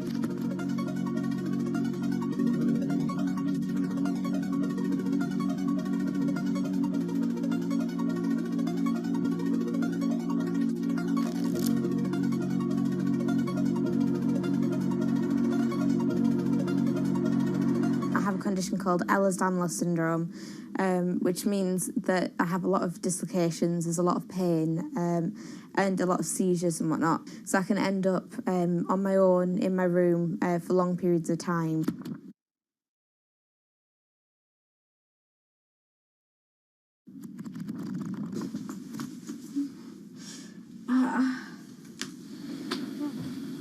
Yeah, my love. A lot of the time, with a condition like my own, of course there's the pain, and the pain is bad, and the dislocations are bad, and the seizures and being in paralysis and never knowing whether you're going to be able to wake up properly tomorrow, that's bad. But what's worse still is being able to count the number of people you see a day on one hand. Are you ready? Sure am, I'm just hoping the connection's going to stay. Yeah, me too. Alright, here we go. When you're used to just the same little metre by metre and a half window every day, and you've been there for months, being able to just see the sky from somewhere else, or the tops of trees, or a sign, is incredible. Or being able to have that kind of chat in the car that most people would probably take for granted. I'm going to go past Grandma and Grandad so you can give them a wave. Now, if Jade is particularly seizure-y, she can still take part. And that's brilliant, really, because before she would just be left in a bed or in the house with just her carers. It's quite a small world, that. Right, so there's one of her. Here, this costume I'm busy making at the moment. When I'm not on bed rest and I'm not just wearing pyjamas all the time, I enjoy being able to dress as different characters and go to Comic Cons and that kind of thing, because it just lets me show a different side of myself, and it's a bit of fun. If you can't go out that often, you've got to enjoy it when you do. Was that? Good. It's one of those weird things where I want to not have to use B because I want to be well enough to be able to go to those places myself. Like, it really makes a big difference to me to be able to go into school. But the thing is, with my condition fluctuating all of the time, I can't go into school reliably.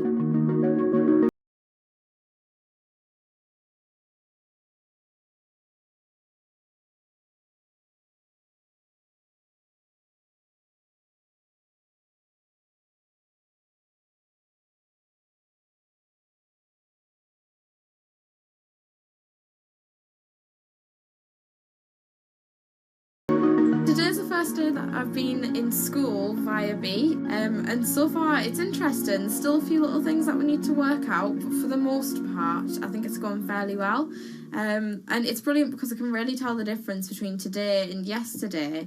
How yesterday I forced myself to go into school when I wasn't very well, and I was really tired afterwards and ended up having loads of seizures, whereas today I've been able to do all of the work. I've been able to keep a clear head and not be ill, which means I'm able to be more focused on my schoolwork.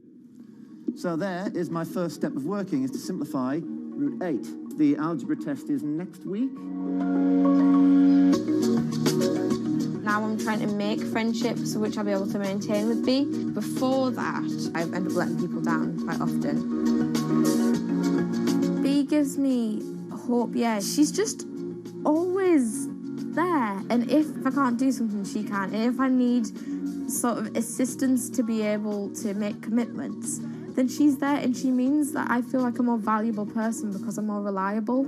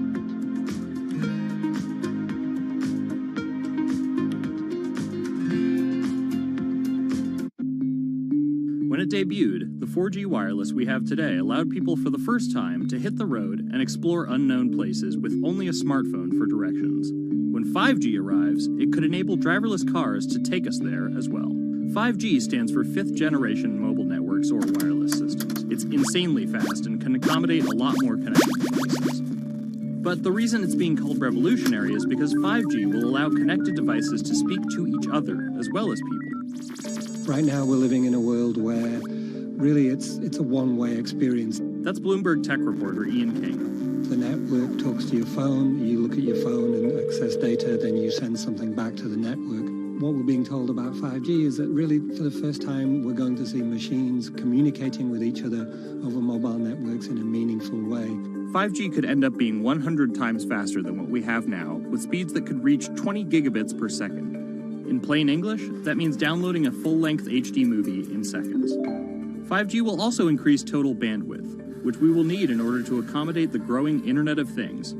We're talking about the class of devices like internet-connected refrigerators, thermostats, dog collars, but 5G will enable many, many more. Things like your utility network, factories, where machines are just sat there not connected at all. Suddenly they're all going to be connected. Suddenly we're going to be able to have real-time monitoring. Other things like cars, like utility poles, like your light, the light poles. But perhaps the biggest advance will be a huge reduction in communication lag time, known as latency. A network of driverless cars will need the speed of 5G to ping each other multiple times per second to avoid collisions. Near instantaneous data transfers could allow doctors to perform surgery remotely with a robotic scalpel. So how will all this work?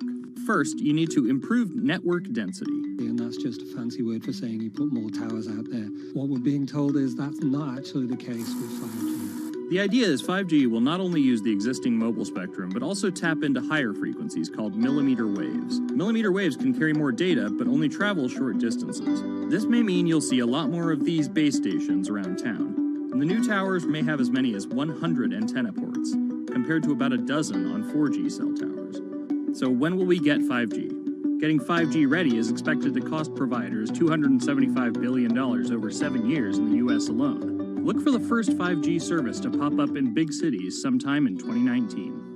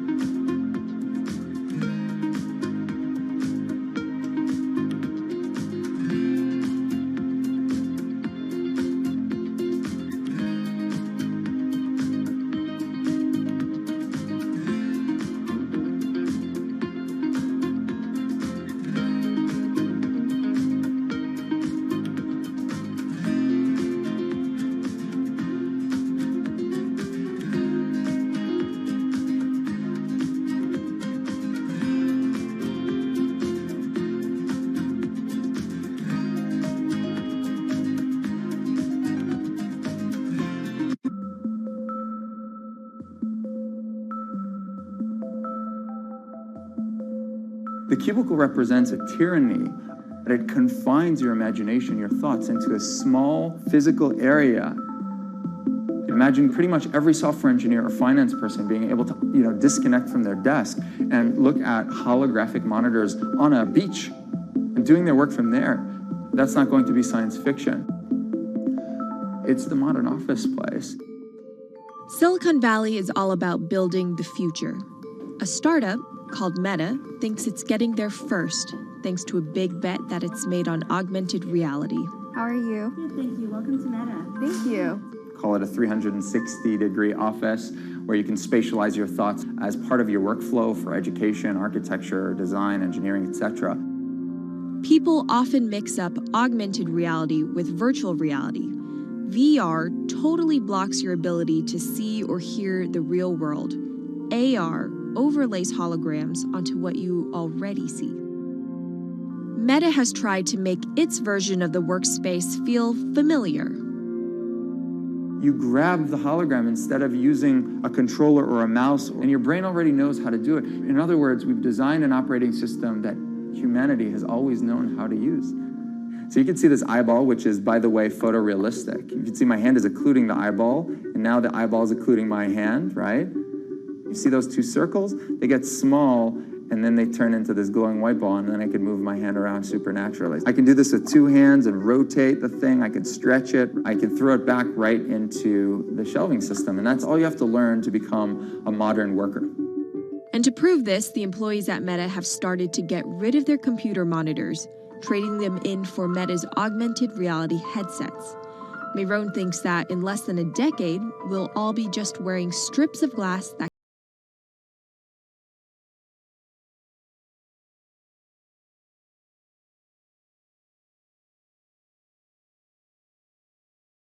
early 80s, everybody had computers on their desktop, but no one was using them because they had a lot of work to do. So they were still using typewriters. And at some point, the CEO took all the typewriters away and everybody was forced to use their computers. So it's very exciting to see a new generation of technology, a new paradigm. I consider us like pioneers in the holographic wild. I'm pulling up my browser with my hands and sending out emails to colleagues and just kind of really acclimating to the new environment.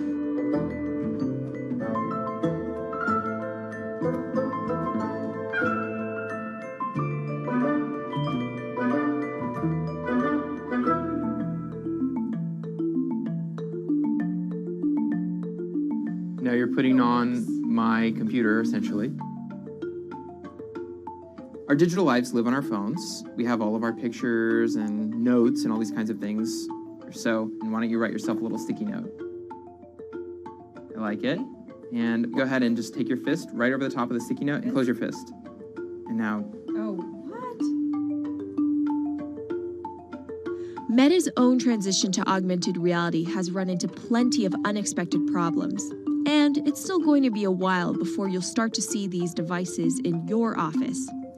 But I think it's a future worth waiting for.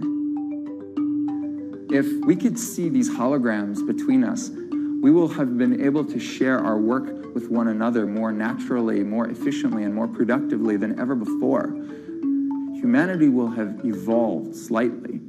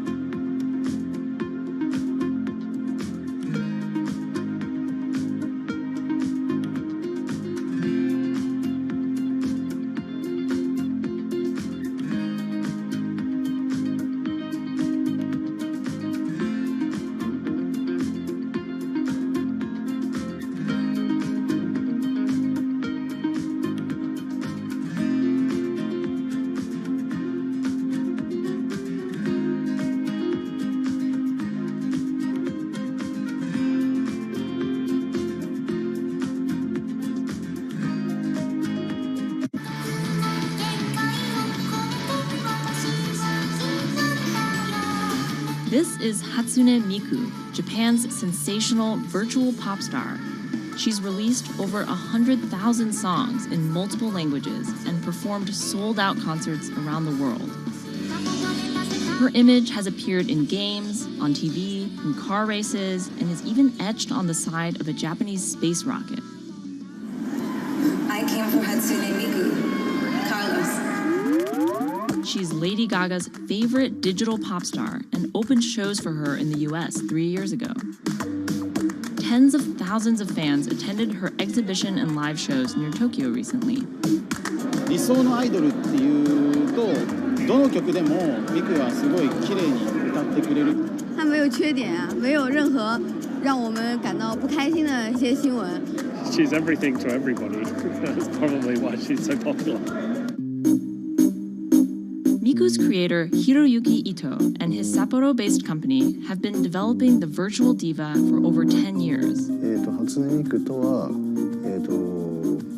キャラクターとしてすごくYouTube とかで検索するとたくさんの初音ミク出てくるんですけども、元々の初音ミクのその原点は歌声を合成するソフトウェアなんです。Both the software and character are named Hatsune Miku, meaning the first sound of the future. Originally based on Yamaha's Vocaloid technology, Miku the software has a sound bank containing voice samples and a huge array of tools. You input the melody and lyrics, then Miku the character sings them.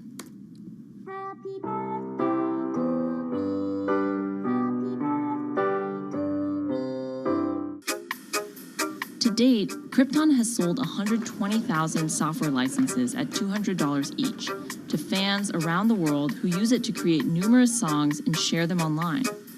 Some of the fan-created songs are chosen to be part of Miku's concerts, for which they're paid a royalty fee. もともと初音ミクっていう存在自体がボトムアップって言いますか、中にはアマチュアクリエイターじゃなくて今もうすでにプロになって活躍している方もいらっしゃるんですけども。The company also has other revenue streams. It makes money from merchandising, licensing deals, and concert ticket sales. According to the real-life musicians who perform with Hatsune Miku, the virtual pop star is interesting and surprising. 今年で3年ぐらい、ちょうど3年ぐらいになってきて、ライブも数十本、数百本だったので、そういうことが演奏によって起こせるためのそういう器みたいな感じになってきて、初音ミクらしさって僕はあんまりない。初音ミクって何だってあり。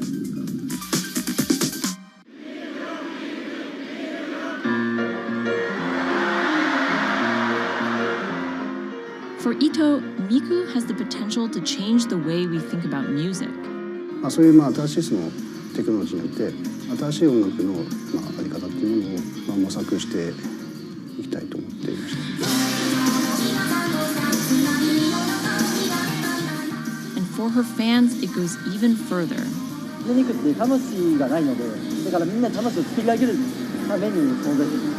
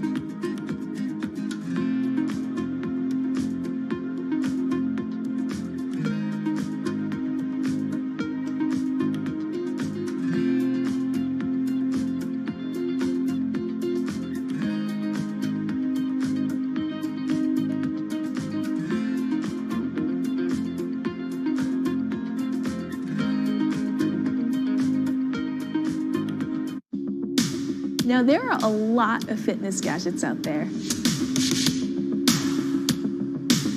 In my quest to get fit, I tested 17 of them over the last few months. At least one personal trainer I know was a little bit skeptical.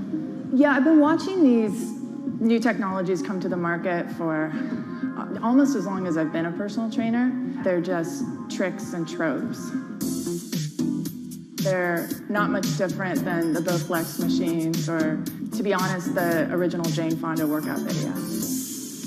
But some of these gadgets that are just coming to the market do so much more than what they used to do, just tracking your activities. Out of all of them, this chest strap was my favorite.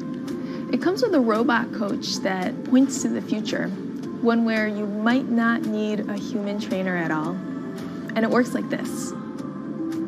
You wear the chest strap so that it can read your heart rate, and that connects to Move's free app that talks to you. Welcome to Move Heart Rate Hit Outdoor Running. Let's get moving and warm up in Zone 2. Move's computerized coach tells you what to do at that exact moment, whether you're running outside or you're doing body weight exercises indoors. Swing your arms faster to get your legs moving quicker. Let's crush this round. And by reading your heart rate, she knows exactly how hard you're working.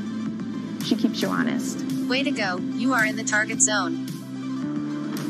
Keep pushing, you're almost at the end of the round. Don't give up. I've been running for 7 years now, and my biggest problem is that I never push myself hard enough. I end up going on the same slow, comfortable 30-minute jog, but the Move HR Burn blasted me out of that rut. By the end of these half-hour exercises, I was drenched in sweat in a way that I never am when I work out alone. Training with a real person is great, whether that's your group instructor or your coach or your personal trainer, but humans, they're expensive. For the rest of us, this $60 gadget is all you need.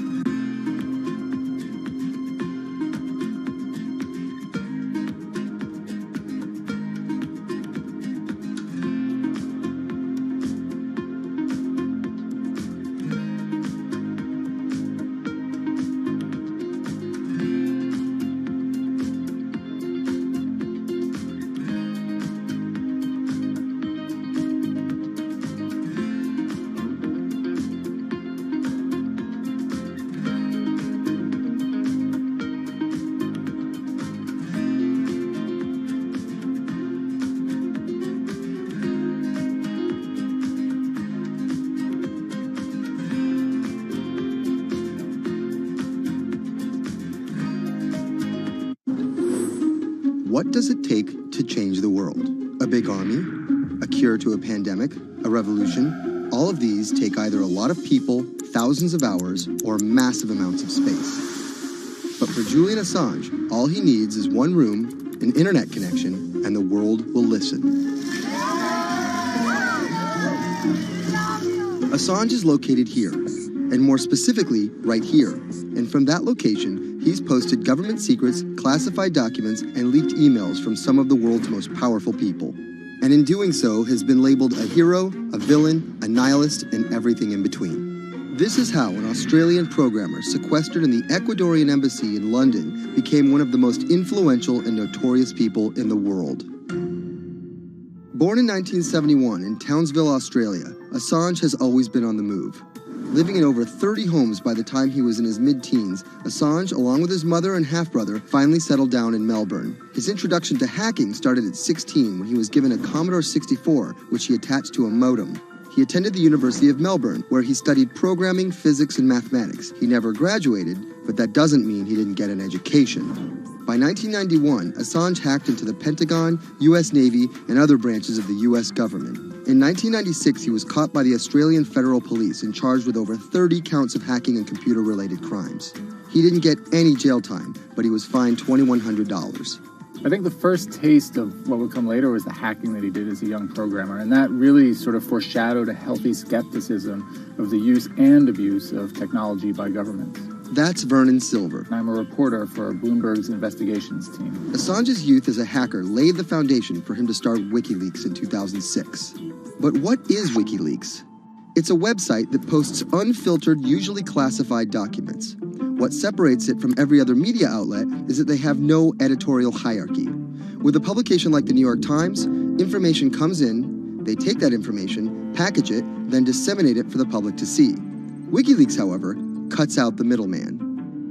WikiLeaks gathers information, most of it given to them anonymously. So what they're doing is really very simple. They get the information in one end from who gives it to them and out the other with sometimes minimal interference. Julian Assange is the leader of that, the mastermind, the creator, and really, because he thinks of it as a journalistic enterprise, the editor-in-chief. But every story starts with a source, and Assange has some unconventional sources. Julian Assange does not hack as far as we know. He is the recipient of people who are either insiders who give him secret documents or hacked emails from a foreign power. That's Eli Lake. I am a columnist for Bloomberg. And there was no source bigger for Assange than Chelsea Manning. He used to be known as U.S. soldier Bradley Manning. In 2010, Manning provided Assange and WikiLeaks with hundreds of thousands of leaked government documents. WikiLeaks quietly began releasing the documents in February of 2010, then made big headlines in April by posting what is now known as the collateral murder video. Come on, fire! It was a vivid, graphic video. It changed the debate on the Iraq War, and importantly, it put WikiLeaks on the map when they put it online, and they couldn't be ignored at that point. And those leaks were just the beginning. They went on to post more than 90,000 leaked documents known as the Afghan war logs, 390,000 documents known as the Iraq war logs, and 250,000 private messages between diplomats called cables in what is now known as Cablegate.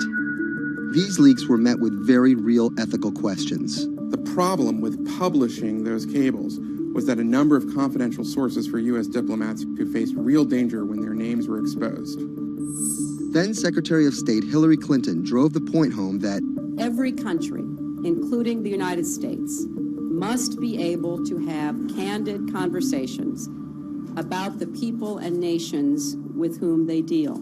Shortly after Cablegate, the Swedish government issued an arrest warrant for Assange on allegations of rape and molestation. He claimed the allegations were fabricated to get him extradited to the United States, a claim the U.S. government denied. Either way, Assange's next move was to seek refuge in the Ecuadorian embassy, which really was the beginning of the new chapter in his life and what we're dealing with now, which is him being stuck in London. What was supposed to be an office in an embassy is now Assange's self-imposed prison to this very day. But that doesn't mean he's slowed down. Since being trapped in the embassy, WikiLeaks has released files about Guantanamo Bay prisoners, Syrian political figures, and the draft to the Trans-Pacific Partnership. And then came the 2016 U.S. election. Thousands of leaked emails showed Democratic Party officials possibly plotting against Bernie Sanders in his race against Hillary Clinton. Over the course of 68 days, WikiLeaks released 20,000 confidential Democratic National Committee emails. In terms of the presidential race, if you look right here, when Assange released the first batch of emails, Trump actually takes his first lead against Clinton. I think we've had enough of the Clintons, in all fairness. Once WikiLeaks started exposing secrets of the Democratic Party, Julian Assange became a hero to many on the right. Public opinion kind of flip-flopped. WikiLeaks! From the emails, we now know Hillary Clinton's campaign manager makes risotto, and also how the DNC squashed Bernie Sanders' campaign. One thing we don't know is who gave Assange the stolen emails in the first place. Many leading Democrats say they suspect it was the Russians. They released an analysis from a private cybersecurity firm that had said it was the Russians. But Assange claims our source is not the Russian government, and it is not a state party. So this is where we stand today. The public still doesn't know who provided the emails to WikiLeaks. Meanwhile, Assange is still running WikiLeaks and still releasing documents. In March 2017, he started publishing documents from the CIA's Center for Cyber Intelligence called Vault 7. The CIA, the agency charged with finding and keeping our top secrets, can't keep its own secrets. As long as Assange has a connection to the world, no government secret will be too far from exposure. Julian Assange is still in the embassy. Maybe he'll leave, maybe he won't. Kind of regardless, his work has been done. He's changed the way people think about their governments, about their own secrets, about their own hackability, and really the world has changed because of him.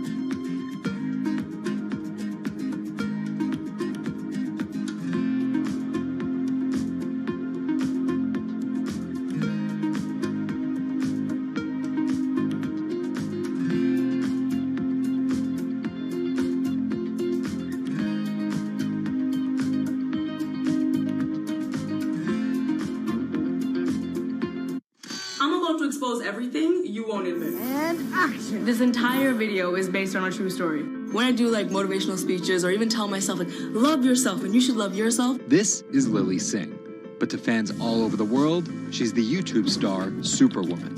What if everyone's a girl, Superwoman? I know we can change the world for the better, one positive day at a time. My parents now know what I do. They didn't know what I did for a long time in the beginning of my career. I was just making videos in my room. They had no idea. Mom, Dad, have you seen my keys? I can't find them anywhere. Because you're always on phone. Until someone called them, like a family member from another part of Canada, was like, Canada, is your daughter making videos? And the mom was like, I don't know, Lily, are you making videos? Just making videos grew into an entire career. Today, Lily's YouTube channel has some 12 million subscribers, over 2 billion views, and guest stars like Michelle Obama, Dwayne "The Rock" Johnson, and Seth Rogen. I think a lot of young girls are raised to believe that you're going to go to school and then graduate and then get married and then get a job and then have kids. And Lily was on that path, all the way through a psychology degree at York University in Toronto. But when she started thinking about a career, I started to immensely panic and think something was wrong with me because I tried to figure out my life and it wasn't working in that straight line. It was 2010, and YouTube was only 5 years old. I thought nothing of YouTube. I was probably the last person in my circle of friends to discover YouTube. And I remember when I did, I thought, this is so strange. There's people making videos in their rooms, and other people are watching them. So she figured, why not give it a shot? I one day posted a video because I was sad, and I wanted to be creative and happy. She didn't know how to edit video or write scripts, so she winged it. It was so bad and so cringe. And my expectation was literally nothing. I was like, I'm gonna put this video up, a couple of my friends are gonna watch it, probably make fun of me, and that's gonna be the end of this. The second and third video came from, wait, 70 people watched my first one, can I get 80 to watch the next one? She kept creating, she kept posting, and the viewers kept coming. Lily had found an audience. A lot of the comments were, oh my God, there's a brown girl on YouTube. More specifically, Indian. Lily's parents immigrated to Canada from India, and Lily was born and raised in Scarborough, near Toronto. My home life was awesome. My parents, even though I portrayed them to be quite strict in my videos. Oi, Lily, where's the rest of your skirt, huh? I teach you like this to walk around like this, showing everything to everyone? They actually aren't like that at all. They're pretty modern and pretty cool. Your dress is short. Don't know what for. And were pretty lenient with me. I mean, I got away with a lot of things. I was a brat. I was a brat. She had a different idea of what she wanted out of life than other kids. In a grade school graduation slideshow, her classmates said they wanted to be lawyers and doctors. And then I came up and I was like, rapper. Making out with your friends, man. But then you say that you hate hoes. And I could just feel my parents being like, why? Because that's just not something women really did in the Singh family. I know there was a ton of people that weren't happy about my birth being a female, so I think, and that's some real-ish, but it's a real thing. The best thing I could have done to prove to so many people that didn't want my mom to have a daughter was to become Superwoman. What if everyone it's a girl, Superwoman? It was the name of Lily's favorite hip-hop song by Lil Mo featuring Fabulous. I love the song so much because it was one of the only songs at the time that was an empowering female song, where Lil Mo's going on about, like, I will save guys with my superpowers, and I will save girls with my superpowers, and I am the Superwoman. I thought, this name that I've had for so long that empowered me when I was younger, I'm gonna make this my screen name. Maybe there should be a new series. Superwoman didn't just burst onto the scene overnight with a viral video. It was a steady climb fueled by hard work. The moment that I thought this is going somewhere and this could be a career was the first time I performed internationally. It was in India. And it was the first time where I was truly across the world and people knew my videos. Singh has transformed herself from a bratty kid to an internet personality to a media mogul. She starred in a feature film, A Trip to Unicorn Island, in 2016. And her book, How to Be a Boss, hit the New York Times bestseller list in 2017 while she was on a 30-city international tour. Lily started out with the goal of getting millions of subscribers and financial security. Hurry the hell up! But after surpassing those goals, success has new meaning. I've really come to terms with the fact that my definition of success is what's the best legacy I can leave behind. And it's not the number of views, the number of subscribers. It is the number of people that can say, this girl changed my life or changed something in my life positively.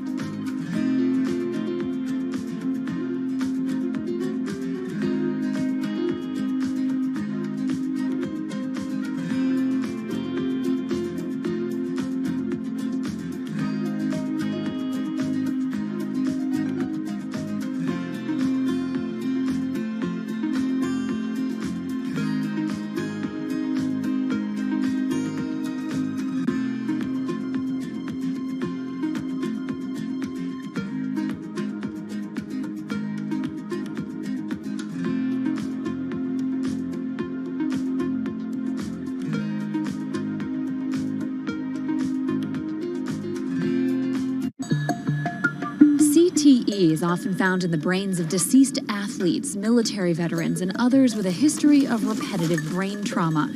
Hundreds have donated their brains to the VA Boston University Concussion Legacy Foundation Brain Bank. This is a former NFL player who died in his early 70s, and this is a veteran who also died in his early 70s. Dr. Ann McKee dissects these brains. The hippocampus and the mammillary bodies are very important for memory. I can see that they're slightly affected. McKee recently dissected the brain of former New England Patriots player Aaron Hernandez, who was convicted of murder and later committed suicide. You'll see right away that the brain is showing signs of shrinkage. You can see the crevices in the brain that you can't see in the normal. McKee says Hernandez's severe case of CTE impacted his decision-making, depression, and ability to control rage and aggression. Right now, she thinks we're underestimating how many people have CTE. We were able to distinguish between CTE and controls and CTE and Alzheimer's disease.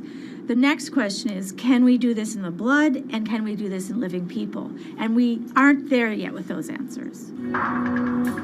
But the need for a diagnosis in the living is motivating companies such as Quanterix in Lexington, Massachusetts, to work faster on technology that could diagnose concussions and CTE in as few as 30 minutes. Kevin Rosovsky is the CEO. It's like a high-powered microscope. And so by doing that, we can see little biomarkers that you couldn't see before in the blood. Quanterix received a grant from the NFL and just went public.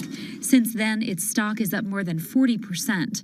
The company sells a machine called Simoa for $175,000 to other biotechs, hospitals, and researchers. And for the first time in history, we're able to see brain health in blood, and that's a major breakthrough, and that's leading to less invasive testing, and we've already been able to see evidence of concussions, and there's the beginning evidence of being able to see the accumulated effect of concussions. Quanterix is also trying to detect Alzheimer's disease, multiple sclerosis, and ALS. Rosovsky says he thinks diagnosing concussions will be easier than diagnosing CTE. Diagnosing CT in the living probably is a couple years away. We're real excited to see the progress, but reducing some of that work into actual tests in a laboratory takes time. There's regulatory approvals. There's a lot of red tape that you have to go through. Also in this race to diagnose CTE in the blood are Athlon Medical and Exosome Sciences. And New York's Mount Sinai Hospital is scanning for the disease in the living. But it's just one step in a series of questions for those with serious head trauma. There's still no cure for CTE. Even if we had a great idea for a treatment, there's no way to test whether it's effective or not. So that's the enormous advance that we'll get if we can develop a biomarker for this disease. In Boston, Ann Mostu, Bloomberg News.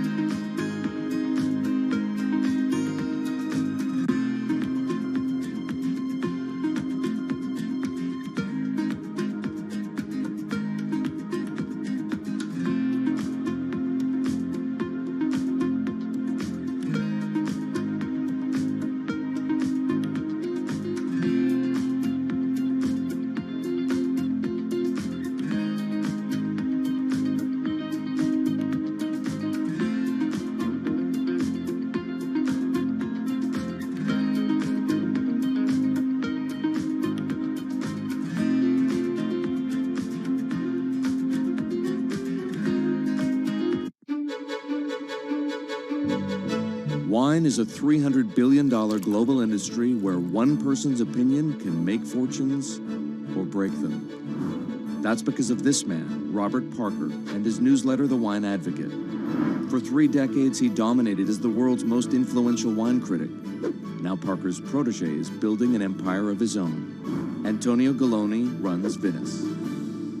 Antonio, tell me, what are you trying to build at Venice? Well, at Venice, we started with the idea in 2013 of building a world-class platform. We have a database of about 250,000 professionally written reviews. On Delectable, we have 7 million user reviews. Through Delectable, we also have a partnership with Whole Foods and several other partnerships that we can't announce just yet. And when you put that all together, what we have is something that no other company in our space can even come close to. Do you think of yourself as the next Parker? Not at all. Why? Because Steve Jobs said you can't live your life trying to be somebody else. So he's one of my biggest influences, and I've never wanted to be a replica of somebody else because a replica is never as good as the original. Bob is a genius, fantastic, one of a kind. We're going to be something completely different, and I have no desire to be some version of somebody else. Different in what way? Every decision that I've made at this company is completely anathemic to what Bob did with his company. I want our writers to be partners. All of my senior people are locked into the company. They all have equity or they have a path to equity based on business results. That's something that we never had at Parker. Our benefits are world-class, and everything that we've done at Venice is completely different from that model. When Steve Tanzer, who is the most experienced active wine critic in America, wants to work with us, that says something. When Alessandro Masnaghetti, who's the best cartographer of vineyards, wants to work with us, that says something. When Neil Martin, who's a superstar wine critic with enormous experience in Bordeaux and Burgundy and the former lead critic at The Advocate, wants to come and be part of our team, that says something. You make it sound like The Wine Advocate was a disaster as a company and a miserable experience as an employee. No, it was great because I got to work with Bob Parker when he was at his prime, you know, and Bob was like a second father to me, and we talked on the phone all the time, and he gave me great advice. Can anyone's palate dominate the wine criticism business the way Parker's did? And should anyone's palate dominate it the way his did? I just think the world is very different today. You know, I mean, it's just a totally different world. It's probably not healthy to have a single person dominating the world. It's not even wine criticism, it's the wine industry. Yeah, that's probably not the healthiest thing in the world. But I think that there's just such an opportunity right now with social media and technology to reach such a massive number of people that I think it's possible that 1 or 2 people will actually have more influence than Bob Parker did, because they will, again, this goes back to your first question, not trying to be a version of somebody else. You see this in sports all the time. It's like, oh, well, nobody will ever beat this record. And then somebody comes along, you know, it's like tennis, Pete Sampras. Nobody's ever going to win as many Grand Slams. Now you have 2 guys who are ahead of that and 1 knocking on the door. And so I think a lot like that. You're a former investment banker. How does that inform and influence what you're doing and what you've done? My generation has had to deal with a lot more challenges. That's why I think we're actually much better poised for the future. My first job in finance, the first thing that happened was long-term capital, 1998. Then the tech bubble melted down. Then there was a mutual fund trading scandal. You know, that was all like within about 5 or 6 years. And these are the things that I had to deal with as a young executive. My peers who were 20 years older didn't know how to manage in crisis. They'd only seen Black Monday. They'd just been in a big bull market. It's very different. So I'm very lucky. People of my generation or a little bit younger have actually had to deal with a lot more crises. I think that's actually good for learning how to cope with challenges in business. From the outside, it kind of looks like you're trying to demolish the house that Parker built, right? You left The Wine Advocate. Yeah. You merged with one of his chief rivals. Yeah. And you just hired his successor, Neil Martin. Mm-hmm. So are you? I think what that says is that all the best people want to work at our company. And that's really what we strive to create starting in 2013. We wanted to create a world-class company that would attract the best-in-class talent, and not just on the content side, on the technology side, on the digital side, our office, and at every level, what we're trying to, we only hire superstars, and we're looking for those superstars.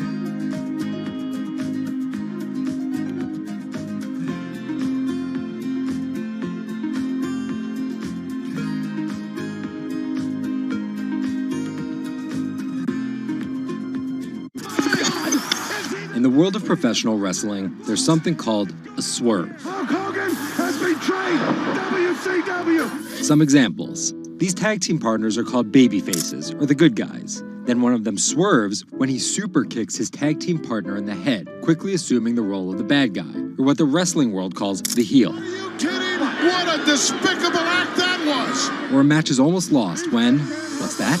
The superstar wrestler appears out of nowhere sprinting down the aisle to save the match. That's the Warriors music! It's the Ultimate Warrior! That's a swerve. So it should go as no surprise that World Wrestling Entertainment, known as the WWE, the most popular brand of sports entertainment in the world, is prepared for any swerves that come their way.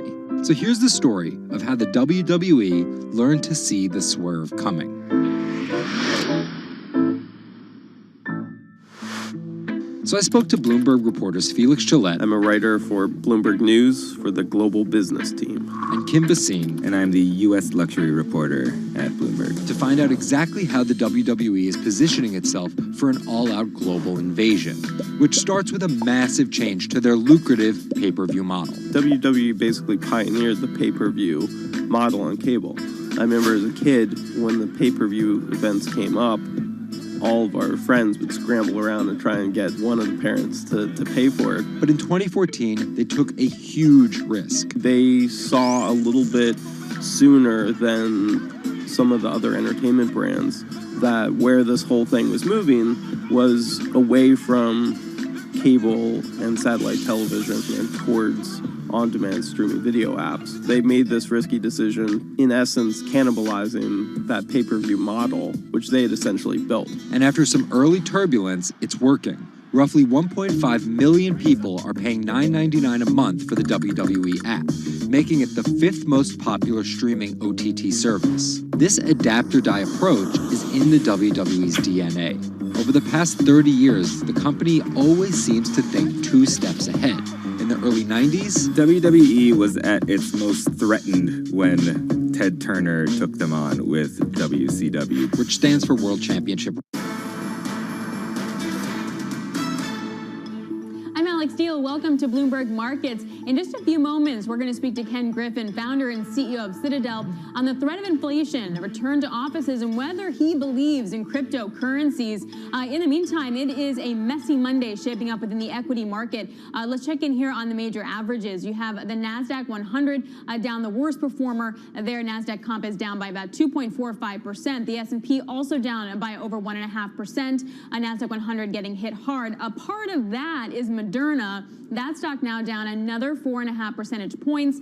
You had a Pfizer booster for adults cleared in the EU, Moderna for some, but still getting beaten up from that Merck COVID pill data that was very positive that we saw on Friday. So that's really leading the way down. Also Facebook as well.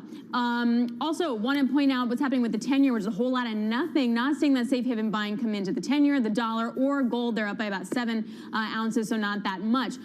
Crude, though, really the outperformer, up by a full 3 percentage points. 78, you got over 80 for Brent. That's helping the S&P 500 energy sector. On the flip side, though, you have to wonder how much more oil can rally without affecting the broader sentiment as well.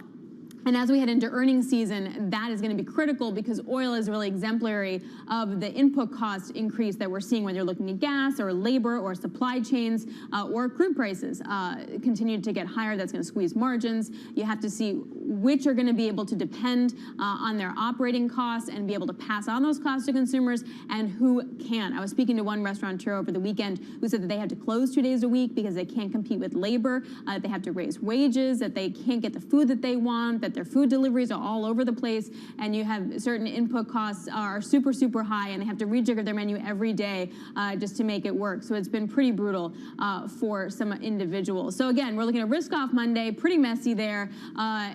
And waiting for earnings season kicking off in about a week and a half. VIX, you got VIX is staying elevated as well. I'm interested to see what happens into the close here because if you have some dip buying coming in, that could really help support equities around here and into the close. On the flip side, though, retail buyers have not been in the market in the same kind of way in terms of, say, opening their Robinhood accounts, for example. So that's a real question, is who is going to wind up buying the dip.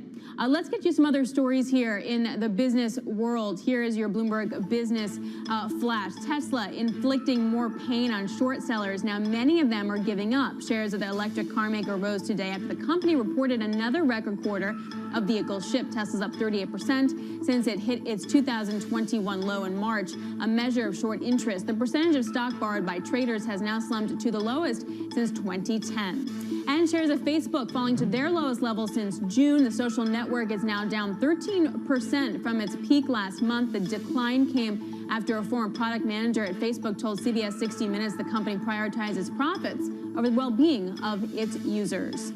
And that is your Bloomberg Business Flash. I want to go right now to the Economic Club of Chicago with Citadel's CEO and founder Ken Griffin, speaking with Bloomberg's Eric Schatzker. And radio around the world. Ken, much of our conversation is going to turn on politics or policy in one way or another. Everyone here in our audience knows that over the years you've become increasingly active and involved in politics and policymaking, both as an advisor and as a funder on the local, state, and national level. So I think it makes sense, because it's probably a question for everyone here, for me to ask, to begin, before we get into the details, do you have any political ambitions? That is the out of left field starting question now, isn't that? I've got 3 young children, and I've got a great full-time job. So for the time being, I'm going to stay focused on my family and on my work. But I am involved in politics because, regretfully, that's become such an important part of day-to-day life in America. As you're well aware, I've been involved in supporting a variety of charitable causes for a very long time. And it is heartbreaking to see hard-earned gains wiped out with the stroke of a pen from a thoughtless politician. And so I have become more involved in politics over the years because I'm trying to protect the American dream. I'm trying to protect the opportunity that everyone in this country should have to have a great life, a great education, and to have a life well lived.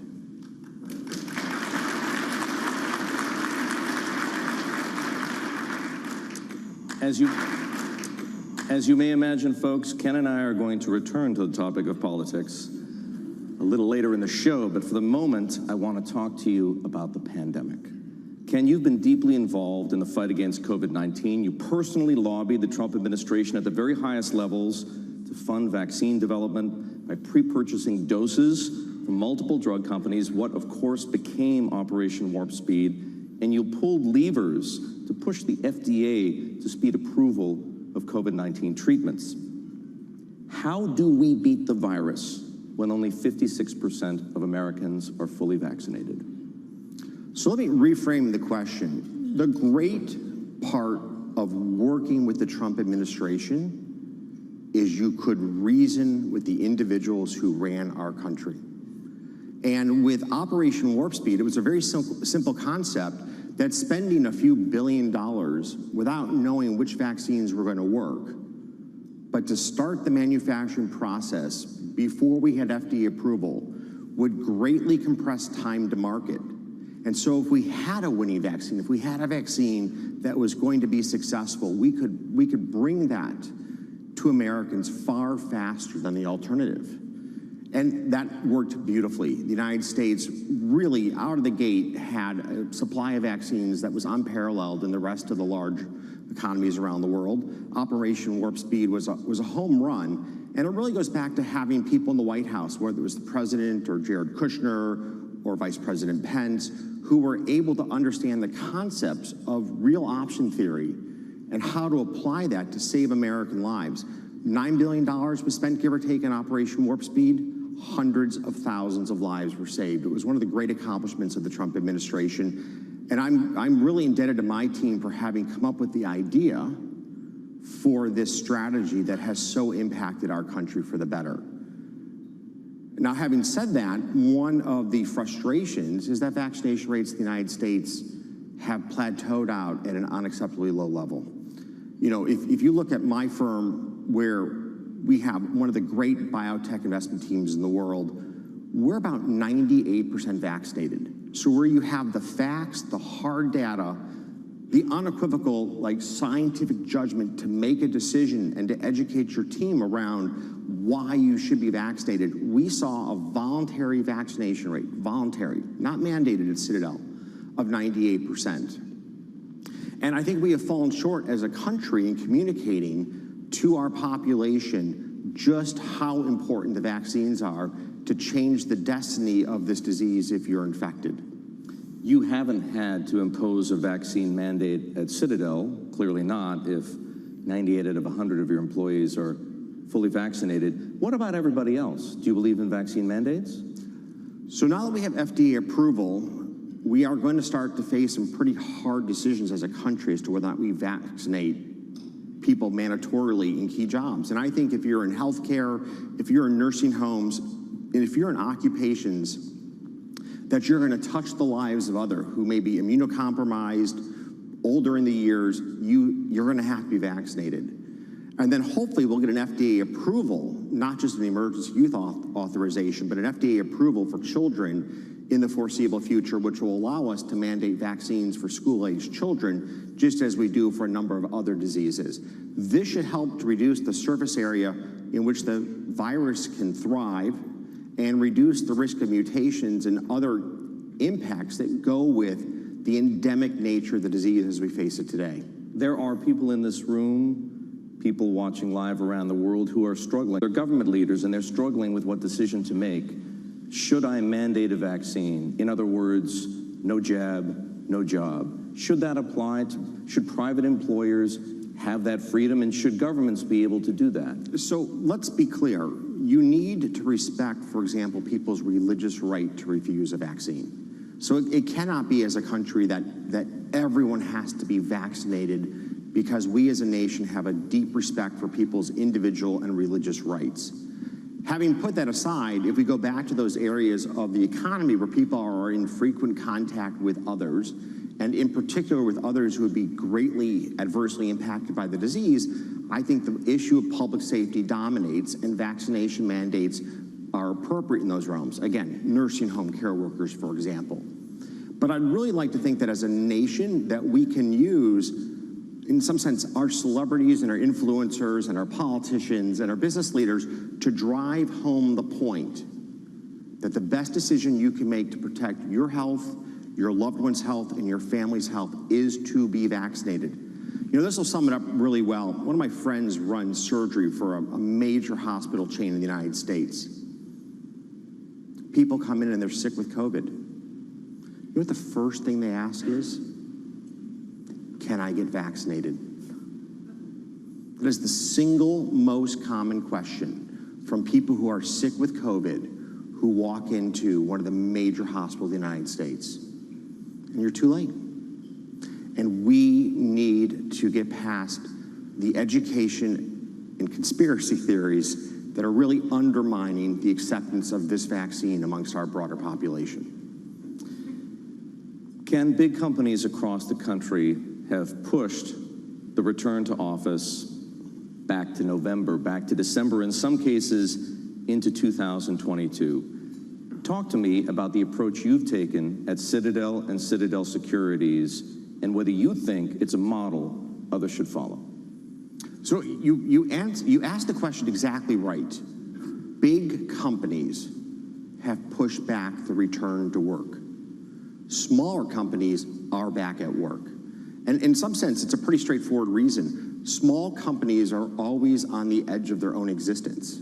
They don't have a big economic moat from a big consumer brand name. If you're a small business, you're trying to literally make it from day to day, week to week, in trying to realize your dream and to make your business successful. And the productivity hit of being in a remote environment by Zoom, you're just not going to be successful. Your business is just too fragile. And so what we see is a very stark difference in the return to office programs between small and medium enterprises and the large global multinationals. Now at Citadel, we have been 100% back at work since June, and we were at 50% back at work through most of the pandemic. There was that very initial phase where we were shut down like the rest of the country. We were fortunately able to literally build a trading floor in the Four Seasons in Palm Beach, Florida in 5 days. bring 100 and some people down to Florida and to run a substantial part of the U.S. capital markets from a hotel in the middle of South Florida. And that's a real credit to my team for their engineering ingenuity and their ability just to get the damn job done. And I really appreciate my team members who made that happen. It was incredibly important to the strong functioning of the U.S. markets and equities and fixed income and other assets that we pulled that off. But having said this, if you are early in your career, you are making a grave mistake not being back at work. It's incredibly difficult to have the managerial experiences and the interpersonal experiences that you need to have to take your career forward in a work remotely environment. Work remotely is very good at maintaining the status quo, but the world's not static. Competitive pressures from around the world will put American businesses continually under pressure. The Chinese have been back at work literally from almost the start. They're continuing to evolve at a very rapid rate of innovation. And we are, in many ways, stuck in patterns from 18 months ago because it is so much harder to create and to innovate in a remote working environment. So for our youngest members of our workforce, I'm gravely concerned that the loss of early career development opportunities is going to cost us dearly over the decades to come. That's where I think the biggest hit's going to be in looking forward in America. In other words, working from home has an economic consequence for the country. For the country and for a generation. You've addressed the millennial question. The CEOs I speak to tell me they're also struggling, Ken, with another group of people in addition to those millennials, and that's the top producers, the senior people who don't want to go back to the office. They're just happy, thank you very much, working from home in the Hamptons or from Palm Beach or from Aspen, and when they don't go back to the office, those young people whom we've just talked about dragging back in don't get the apprenticeship. You're exactly right. You're exactly right. And this is where leadership matters. This is where when the CEO being in the office is so important. It's the tone from the top that we're going to get back together, we're going to get back to work.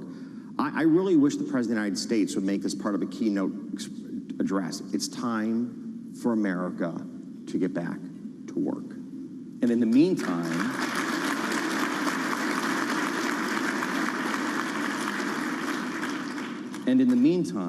that burden of responsibility falls on corporate leadership and civic leadership to do the same thing? Absolutely. And what's disheartening is when you see some of our corporate leaders like Jamie Dimon really trying to push the return back to work message, the blowback from the popular press.